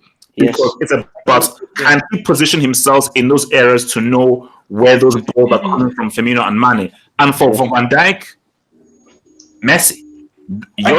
Also for Van Dijk, Messi, because Messi is coming straight for you. It's coming straight for your throat. So let's see if you're the best defender in the world. Because if you're the best, do it against the best, not against Premier League boys, please. Last question, HH, right? Yeah. See, and as we all know, Arnold and Robertson attack. Yes. Yep. Exactly. Yes. Is Messi and Ousmane Dembele gonna track back? No shit. No, they won't. They won't. Messi will not track back. That's why the exactly. And the other thing to add on that, the other thing, you remember the Messi diagonal ball to Alaba? That's crucial. Yeah. He won't be able to do that when Arnold. Yeah. Like if he runs all the way there and Arnold like has the space in, what's his name? Salah. They probably will put Salah. They'll do the same they did against Madrid, where they put Salah on the right side. Alaba is not going anywhere. He'll stay to that side. He'll not go anywhere. I've noticed. That's what they did with Madrid. No, but they've diversified the way they attack. Like Barca, the thing is the way they get most of their goals. Like they'll sort of like put the pressure on you to put you in your own box, and then they'll do 1-2 plays, and they're so like Messi's so comfortable. Like Messi will just cross the ball in the box, like you saw against the first goal. No. But Red, that's my issue though. CCC Red, because again, I was watching the game against Real Sociedad, man, and I was watching it very carefully, and I was like, pretty much 80 or 85% of the creativity comes from Messi. So which is why for Liverpool, if you're Klopp, you're like, the first thing you do, forget about anything else. The first thing you do is you can't fully stop him. That's not gonna happen. Because people say, oh, stop the supply to Messi. Messi picks the ball up from central midfield. He will always get the ball to feet. So the thing for Liverpool is push him back as far away from the final third as possible and force him to collect the ball as deep, because the further away he is from your goal, the less damage that he can do. And that's got to be your main, because again, if Messi is given space in the last third and is allowed to look at you face to face, he will beat you one-on-one. So you've got to be tight on him fully. So, but my thing about it is that, like, a lot of guys have been saying Liverpool are favorites, they can knock them out and everything. But what's our buzz? I'm here, I'm not buzzing. Barcelona, man, look, Messi took the mic at the beginning of the season, and he said specifically, the aim that I want is to win this Champions League. What I want is to bring back this crown. So, and the weird thing about it is that, because again, I was speaking to even some Liverpool fans, I believe, actually some of them wants the Premier League more than the Champions League. That is insane. That's crazy. Like, even if, like, you haven't won the Premier League ever, I'm sorry, I respect the Premier League. The Premier League is nothing compared to the Champions League. Oh, nothing. Thank you, H. Thank you, bro. Thank you, bro. So anybody, because again, what I don't like is there's a sort of arrogant view between people who view the Premier League because it makes the most money, is the most advertised. People now think that it's now the premier competition. I'm like, whoa, chill. Which is why I'm sorry, people. What Real Madrid did, we have to talk about that. Because people's arguments are, oh, because Real Madrid won 3 Champions Leagues in a row, therefore it therefore can't be that elite. But I'm like, wait a minute. How about we view it the other way? That is an incredible achievement that hasn't really fully sunk in what Real Madrid actually managed to do. Because before then, nobody had ever defended the title. How many teams have won the league 3 times in a row? We have United, as looking to do this 10 times in a row. So Sorry, what Real Madrid did was unprecedented. And I don't think in my lifetime I'll ever see a team win the Champions League 3 times in a row. I don't think that'll ever happen. Because it's the elite competition. So that's why for Liverpool, in my view, the Premier League, I just think may have already been gone. But I think City are going to clean up the rest of their games. But Liverpool don't believe that they can win it. The aim for Liverpool is this Champions League is an amazing opportunity to win this flipping trophy. Because last time they won it was in 2005, and I believe that they stole that trophy. Because it doesn't make any sense how a team is 3-0. Can I give you a hypothetical case, please, over here? What if in City, they drops 2 points against United, just hypothetically, So in a sense, there's a bright chances of Liverpool winning the Premier League because of their 1 point or 2 points ahead. Sorry, So what if they'll throw this game? They don't care. They want to win the Premier League. Then if that happens on 24th. Then can I respond? Can I respond to that? Yeah, if they throw this if Liverpool don't pretty much throw away a game against Barcelona, a Champions League semi-final, a marquee game to win the Premier League, then I'm sorry, that is a loser's mentality. That's a loser's mentality. Because yes, you should be greedy. Liverpool should aim to win the Premier League and the Champions League. So they should go for the Premier League and go for the Champions League. But if I was that player and it's me, of course my focus would be on the Champions League. I don't want to win the Premier League, but if it's to choose between the Premier League and the Champions League, of course the bloody Champions League. It's what kid dreams of winning the Premier League? What kid dreams of winning La Liga? Every child dreams of winning the bloody Champions League. Can I just say one thing? Yeah. Like the Champions League in its modern format, there hasn't been. But before in the European Cup, there has been several teams. Like Madrid won 5 in a row. Ajax. Oh, no. I was all about Champions League in its present format. Which I think it was in 92 and 92. In its present format. Yeah, it's like, so that is why, like, in my view, you see, that's the thing is that, guys, don't assume. Because everybody's saying whoever wins the Liverpool Barcelona game will win that. In a final, anything can happen. In a final, and we have seen such a crazy Champions League already. Who thought Ajax would beat Real Madrid? Who thought Ajax would beat Juventus? So, if Ajax gets that final, who knows? No, he's not happening double. I can put money on that. He's not happening. Can you imagine Tottenham winning a Champions League final? I would be lost. How can you even explain that? What if it happens? What if Tottenham Hotspur? What if whatever Hugo Lloris lifts up that? Imagine if Hugo Lloris lifts up a World Cup and the Champions League. Llorente. I'm speechless. Like you can't even explain it. Like this, you can't say it. Like how? What are you even going to say? How are you going to explain this? Like it's just they somehow won it. I don't know how. No, but for me, I think I know. Look, Ajax have got to see. In my view, based on no Son in the first leg, no Kane. Ajax are favorites.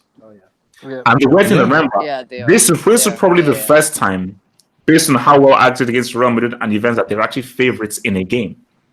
So how will they handle that? They've been able to handle being underdogs very well.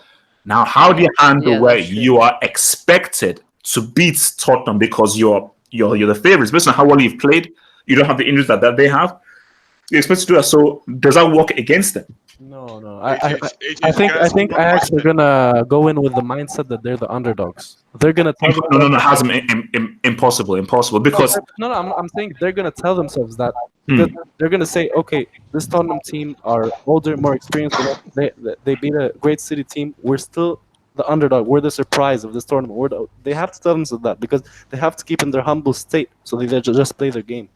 Can I ask you one quick question? Yeah, go for it. So, what would happen to Wenger's legacy if Poch wins this Champions League? How wait, how do you mean? In what sense? Like because think about because of the North London rivalry, Mm. you know, the North London derby. So I'm looking at it from like a Spurs versus Arsenal fans. So they have Pochettino as their pretty much he would be, if he wins the Champions League, their greatest ever manager. I know, yeah, no. If Pochettino leads Tottenham to the Champions League, I think that's invincible record gets diminished. Yep. Ooh, yeah, I That's what agree. I'm Like thinking. if Pochettino leads these guys to a Champions League win, I think that trumps everything that has happened between Tottenham and Arsenal. It's the Champions League. Yeah. Double H. It's Double H, the I have big a one. question, man. It's the big one. So Hey, yeah, Christ, yeah. I was gonna ask, man. I'm gonna say, do you fear like, if we get the winner of the Liverpool Barca game in the final, that the winner of the Ajax Tottenham game is just gonna bend over in the final completely, and we'll have like a horrible final? Yeah. Like, do you see that happening? No. For me, I think Like, that if Tottenham, let's see, Tottenham against Liverpool, I think it will be close. I see Liverpool win the game. Tottenham against Barcelona will sacrifice them. Oh yeah. If Yeah, Ajax gets to the final against either Liverpool or Barcelona, I think we have an interesting game. I'm not sure Ajax would win, but I think that we will have an interesting game. You know, because again, Ajax will be like, nobody thought we'd be here in the final. And how would Liverpool handle being the overwhelming favorites in that final? That would be very interesting. Maybe work in a favor. But in my view, Barcelona are not. Messi is not losing a final to anybody. That's not happening. So, fully 1,000%. Let's say the only way the Barcelona do not win the Champions League is if Liverpool take them out. If Barcelona get past Liverpool, it's a wrap. It's over. Like Ajax and Tottenham, they don't stand. See, Ajax have a chance against Liverpool. Tottenham, it will be close. I think they lose. Tottenham and Ajax, zero chance against Barcelona. Against Messi in the final, no way. Yeah. No way. I just think that would be impossible, man. So, look, man, guys, it's a wrap, man. I'll see you guys here. How about the United Man City? That's like the title. Liverpool fans are like waiting on that game because Juju, man. Who wins? Man. To put very, very simply, that team that I watched against Everton are going to get baptized, baked, cooked, and pillaged by Man City. All right, guys, it's been swell. I'll see you guys on Sunday, man. See you guys. Milan.